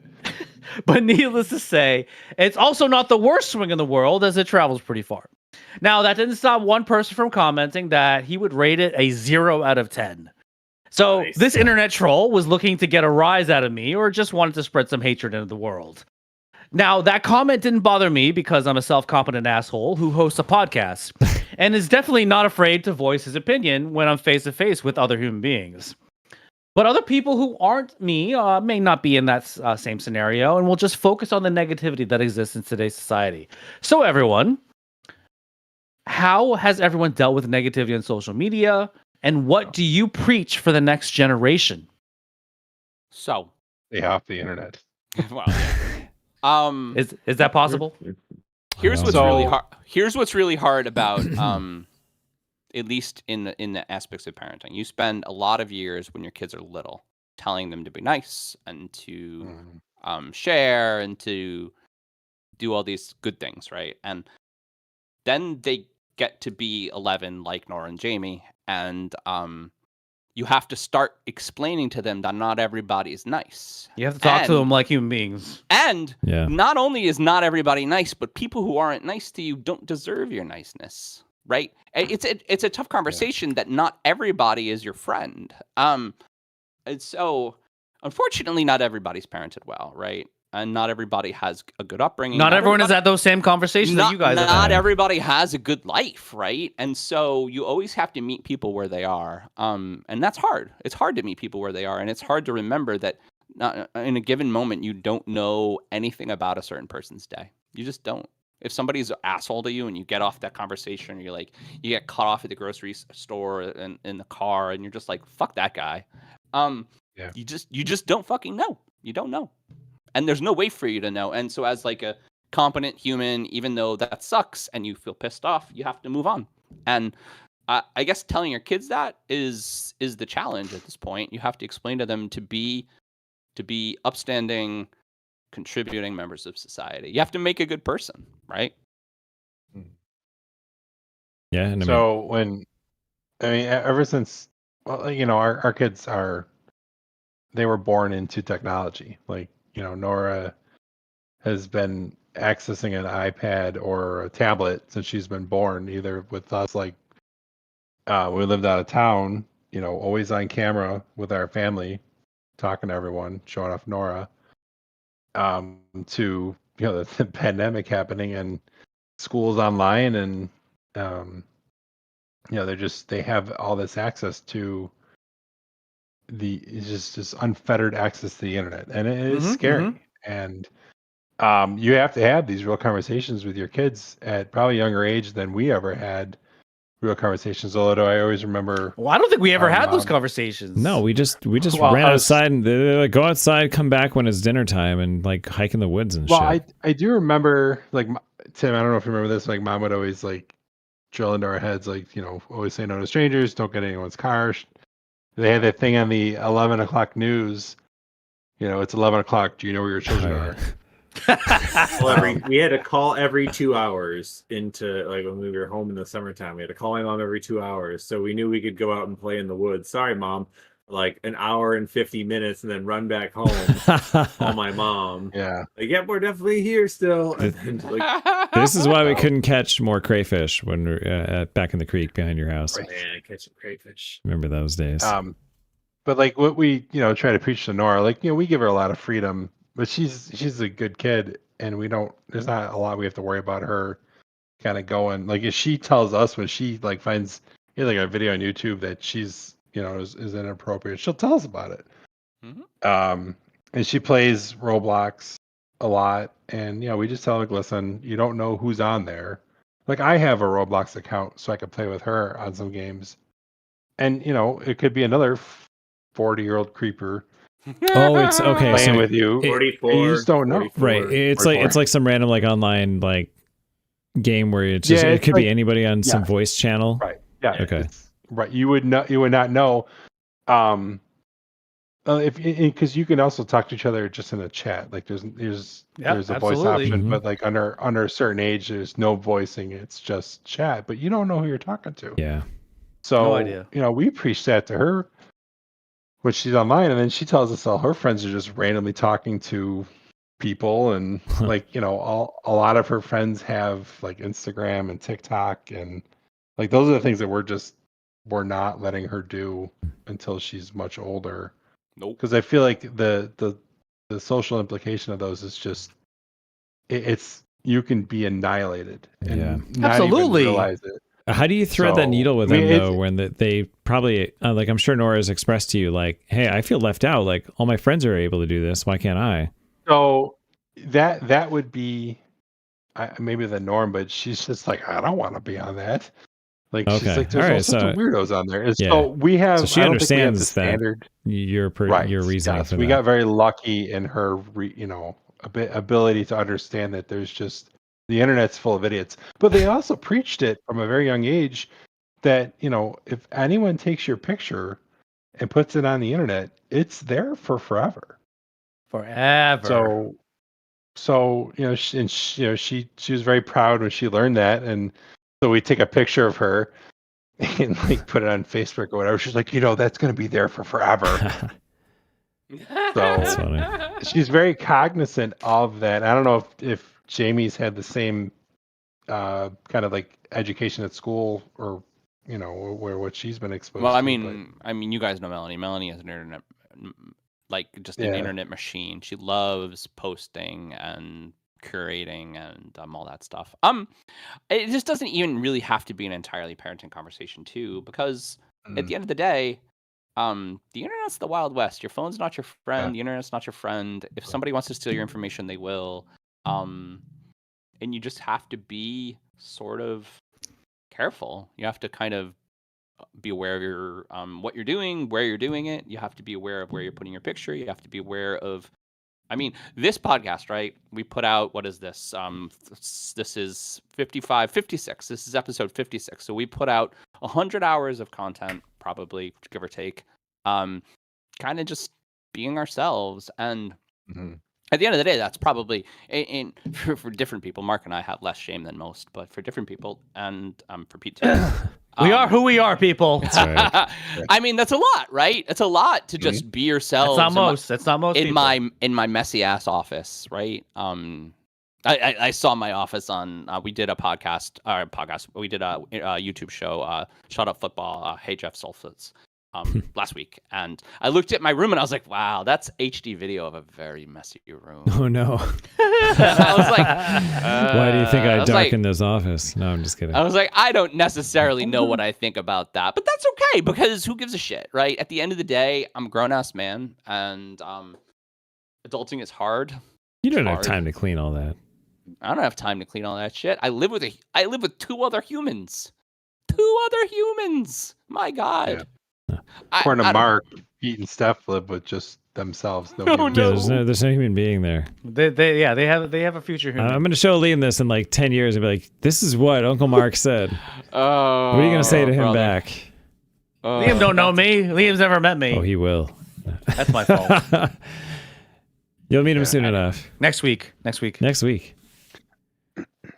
Did he tell I you do he's- also he's- blame the social media for kind of the decisiveness of society now. It's just everything's just seems to be so one side or the other, and there's just a platform, too many platforms for people to just say whatever they So there have is- on their minds. There's an issue that we definitely can't get into because we're out of time, but I am going to bring it up so people can think about it. The problem with next being time. young to being in middle school and high school today is that I had bullies in middle school. Everybody had bullies in middle school. And It I had was bullies in okay. elementary school. It was jeez. okay because when you went home, your bullies were gone. They were gone, and Right. it wasn't Yeah. great, but it was okay. You've mentioned this multiple times, yeah. I was Right. going to say And- this. Your phone brings like downtown of a city, which has all of the Don't get a the break. splendor, but You also all don't the get a break. danger right into your house, which Right. used to And be a you just- sanctuary. You never get a you never get a break. So if kids are getting bullied, and this is the problem, if kids are getting bullied online, then it just doesn't go away and it never stops. And it's big, right? It's big and it's always and it's constant. It's boom, boom, boom, boom, boom. So like, social media is a frontier that I don't think that middle school kids for sure, but even really high school kids are ready for. I just don't think so. And like we said in the beginning, all of us are 40. We didn't have to deal with this. It just wasn't a Nope. thing, and now it is. Anyway, I don't know how you guys don't go all Yep. live in the village, like the movie The Village. I never. I heard that had like the worst twist though. You know, Pete's close personal friend M. Night It was Shyamalan. so bad. I love that movie. It was Pete, are so you bad. working I on was this? so angry. Are you working on this new M. Night movie? Can you confirm or deny? It looks All right. so good. It does look. just It does does look that. good. So good. Don't worry, the editor will cut this part of the audio. Oh, Hartnett Anyway, looks John, so you ready? good. Ba-da-ba-da. Ba-da-ba-ba.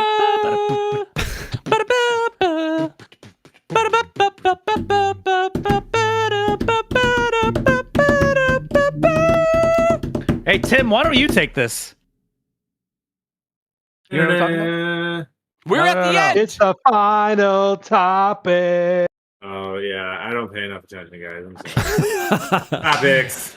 Woo! It's all good. All right. That was amazing because you started John, beatboxing. keep all that. Keep all of that. Mark's dying. You started beatboxing. And I'm like, it's going a lot faster now. Yes. Weird. I'm a All right. very I'm a very loyal listener during football season because I spend a lot of time tinkering with my fantasy football lineup and like sitting in the hot tub on Sunday mornings. I'll listen to you guys like rapping about whatever, and then I'll listen to the Bills pregame show. So it's a big part of our routine. Nice. We feel really It's a that, good- that makes us Outside really of that happy. Window, yeah. I heard the wrestling conversation because we had it on from the ride from Sedona to Vegas, and I know nothing about wrestling, and now I know so many things about wrestling. I love it. Way I love too it. many things. Awesome. So I guess this means you want a football question. Well, I have an NBA question that's really relevant, so I'm going to actually do that. We're going to do our relevant NBA pivoting. question.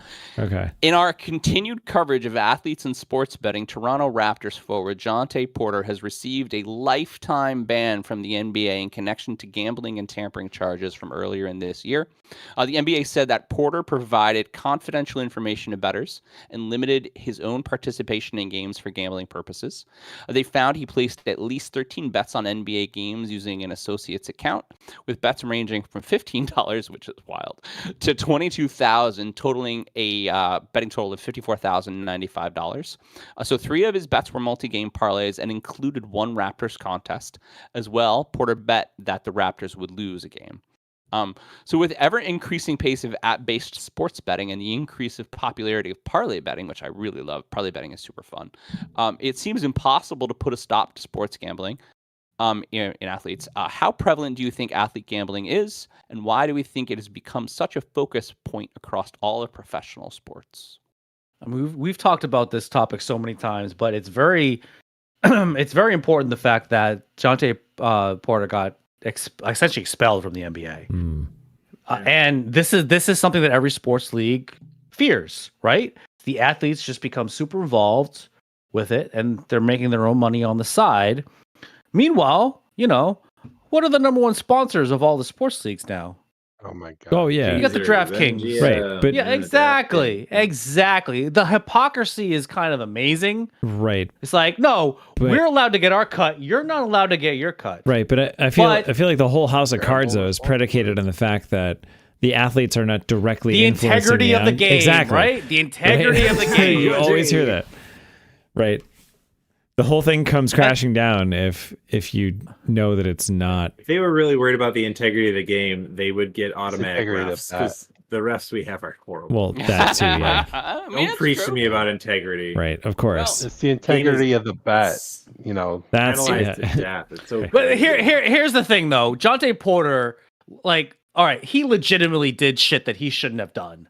Like the whole parlay bet, the prop bet that he of the number of minutes that he played, which was an insane amount of payout, Well, and then he all of a sudden has a mysterious injury. Also, that you he can't watch play that, anymore. You watched that game, and maybe even the game before, but you watched that game, and there's a video of him banking a 3-pointer in, and you see the look on his face, and he's like, because he didn't mean to make it, because you don't typically bank a 3-point shot. I think the thing that's really interesting is that Jontay Porter, kind of a bad basketball player, but still the only reason why we know his name is because of this scandal. Still making, I think he made $3 million last year, which is low, but still a millionaire. So $55,000 in bets when you make millions of dollars seems the really rush, man. He made a lot of money on those 55,000 though. Right. Yeah. How much of that is And just the love to game, the love to bet, this is what we take said a chance last on time. something. Gambling, sports gambling is fun. It's fun. I love sports gambling, How many and I times have love you bet parlays. 50 cents in a slot machine? You might win $1 million. Sure. But it's like it's only 50 cents. Who cares? I mean, Right. even going back to when we were Not kids, Not the way like, I play it. like kids in like even like elementary school, right? They'd have side bets on like everything. Yeah, Wait, what it's about Hamburg? Sure. What about Hamburg? I was gonna say, what goes on at Hamburg? I don't know. I think Were an you in a interesting. gambling den? No, I wasn't, I but think- we did have Was there a league of gambling ring at Hamburg? we did have a designated Is Barb smoking listening weed to tree this that one? happened to be like 10 feet off a school property, so it was fine. I'm sorry. What, Aunt Barb? Tell us more about the weed tree. It's still there. No, the best part about it is that like teachers knew. Oh my too, god! that it If was Barb off was school listening to grounds. this, Pete would get in so much trouble right now. I did not He'd only partake drink Fresca, directly in guys. this. I just had lunch with the stoners every Second single. hand took place. Yeah. Pete, it's okay. Marijuana's legal now. No, from man. like 7th grade through like actually I think all of high school. I just for some reason I just sat at the stoner table Hung out at the weed tree. because they were some For of the, some reason, Explains so much. because they were some I of the just best sat at the people. stoner- Explains so and much. then they gave me all this paraphernalia, and I just had to smoke it. Peter looked at fans because he liked things spinning, not because he was high as a kite, guys. Or maybe it was both. I'll ask Nora. To be fair, he if the still likes stoner it. tree's still used. Yeah, it's a good point. As Nora, that's really. Where's the weed tree, Nora? You know, it's an interesting point of this. Jontay Porter's brother, Michael Porter Jr., is a very good basketball He's a player, very good basketball player. and just like Did you have a point? no, but I mean, Dead silence. no, what I mean, what I'm saying is like he just didn't need to gamble. Didn't need, but Not- wanted. But Well, to I Tim's mean- point, though, he wanted to. It's the rush. It's Yeah. it's the fun rush. and it's quick money, especially if you can hedge the bets and in your favor, right? Yeah. I And guess- that's the slippery slope, though, and that's I guess what they, where we brash cheating aside, where he's like, well, I better not play another minute. I have an eye injury. How can you stop a player with skill-based gambling? Like with I don't know. how many 3-pointers does LeBron hit on a given day, or how many Well, again, it's not. rebounds does Jokic get? Right. That's the thing. You don't have to worry about the LeBrons or the Jokic. You have to worry about the Jontay Porters. You have to worry about the guys that are making like the lowest, like the 25th percentile of salaries. Mhm. Like the Shohei Yeah. Ohtani's, while he is involved in a gambling scandal, potentially it really wasn't Shohei, although that's still to be out Do there. we know that? Or is Yeah, it exactly. We don't interpreter just necessarily making know a that. call? But if you notice, the guys that are getting caught gambling are the ones that don't make that much money, or as much Yeah. money as the other ones. Shohei Ohtani Now, bets I that think, John, Shohei John, Ohtani you will had have the this answer. ERA for this game. John, you Yeah. nailed it, though. Make the example out of these guys. No, that's what they did. Every time you find it, bring down the hammer. Yeah. That's what they did. And You're yeah, like, exactly. the real players will never do it because the first time a real player gets kicked out of this league ends your gambling problem. Well, that's gonna hold a lot more weight Yeah. than Jontay Porter getting expelled. Sure. in the league. Well, I mean, wasn't that kind of like the black mark that was placed on Pete Rose in the MLB? yes. I mean, right? That's That what happened. I feel like that alone stop Pete people. Rose money to like today's money. Oh, Like, I know. it's just- I know. The amount of money yeah. is nowhere near the comparison, but still at that. And in it that wasn't as era of easy, too, time- right? Right. But in that era, that was the kind of example that was mean, set. Yeah. I bet Was it- everybody gambled back then. Oh, probably, Y'all just I bet needed they all- y'all just needed to know one or two Italians, Maybe. and you could sports gamble in the 60s. But I mean, dude, It wasn't really that many. I mean, I guess Congress can just do insider trading, so why do we care about sports betting? True. Pete, gotta bring in the government, don't you? Oh, hold on. I found the soundboard. Where's the trumpet? I'm just a bill. Yeah, there we go. All right, So, let's get Gentlemen, outta we here. are at 2 hours. We are at 2 hours. Well, I have a tangent, but I'm not going to go into it. But I would love for you guys to talk more about this because I know you've talked about the WNBA Next week. There's a lot of that coming next Oh, week. they'll yeah, Okay, they'll good. be Teaser. Because I had a whole diatribe about Caitlin Clark. Well, the fact that she makes a middle class salary Right. in Indianapolis. Well, did you? So, fun fact: she makes less money than 3 NBA mascots. Wow. That's an interesting fun Oh fact. man, we got to bring that up. Here's the other Next thing though. week. She's about to sign an $8 million or an 8-figure deal. 8-figure. Okay. 8-figure Well, deal. That With sounds Nike, a little bit more Nike appropriate again. for like Nike the best again. player in basketball. But she's the number 1 draft pick in the WNBA, and she's making a salary of $76,000. That's Well, here's- absurd. No one watches Here is an it. interesting point. Yeah. We're not getting into it. This is a very, very big conversation. But the NBA and the WNBA pay the players off of profit sharing. And so they pay 50% of the amount of money that the league makes to the players, split up. The WNBA takes $10 million from the NBA every year because it's not profitable. It's unfortunate, but Yeah. it's not. Well, Right. hey, I mean, But more people are gonna be like, I'm gonna at least go to at least a Connecticut Sun game to see Caitlin Clark. Yeah. And I'm not gonna be only one either. do you This- think, right, is this the chance, like, are the Much Caitlin Clarks of the TV. WNBA going to change this? By the time her career is over, will she no longer... People are gonna watch Caitlin Is Clark. it- People it want might to be see difference Caitlin for this. Clark. Let's actually back that even more because this draft, Caitlin Clark, number 1. Paige Angel Beckers, Reese, number Paige Be- 2. Well, Paige Beckers and- wasn't number 2. Yes, she was. She definitely was. Angela Cordova, I think that's right, from Iowa. She's number 3. Huge. Angel Reese. 4 or 5 or 6 gigantic college stars with multi-million-dollar NIL deals and millions of followers on Instagram. So this is the year that it turns around. And as long as they start making more money, We'll see. Fact che- And you see John, it on I'm fact TV. checking you, by the way. Cameron Oh. Brink from Stanford was number 2. that's actually what I Paige meant. Beckers was not in the Oh, WNBA he draft. meant that all along. I literally had You got her. served, son. I literally had her face. Wrong white girl. Forget to tip, John. Oh But my anyway. god. All right. Cameron Brink is a huge She's very fucking good. star. So guys, All that right. is a very nice, good at basketball. nice, good teaser. Good, Doug. Intuitive segue Yeah, into everybody, teaser for we're going to next talk week. about the WNBA next week. Yep. So This Stay is a side tuned. topic. Hopefully, Oh, the it- Opus clip brings this up. Right. not to just kind of show my own, where I'm at, how little I know about the NBA and WNBA. I just assumed she was black because she was so good. No. We're gonna edit that Yeah, out. that's part. that's gonna say it. That's So, a cut. We'll This cut that. episode has been brought to you by Gigaball Sports Gear. From soccer balls to basketballs, our sports gear is designed for the future. Play big, balls. play get big with Gigaball. Nice. It's amazing. I love So that has Gigaball. been our topics. As a reminder, we broadcast these live on YouTube every Thursday night, 9:30 Eastern and 6:30 Pacific. If you can't catch us live, then feel free to watch us on our YouTube channel, www.youtube.com/@iftheseballspod. Wow, let me do that again. You don't need to say www, Mark. Maybe I do. You don't. Dub. It's for the Just say boomers YouTube. that are listening to us. Just say search us I mean, up on Barb. YouTube.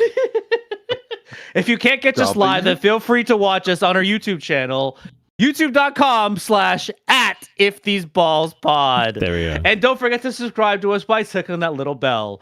We would like to thank our guests for joining us this week. Thank you, Doug and Tim. Thanks, you. Dem Phase boys. You can follow or like us on our socials at If These Balls Pod on X, Instagram, Facebook, TikTok, and Threads. Our website is www.iftheseballscould.talkpod.com. This is Mark Pesci, and for my partner John Campania and producer Pete Steffen, that's what we feel they would say if these balls could talk. Bye, everyone. Bye-bye. Good night, everybody. Bye-bye.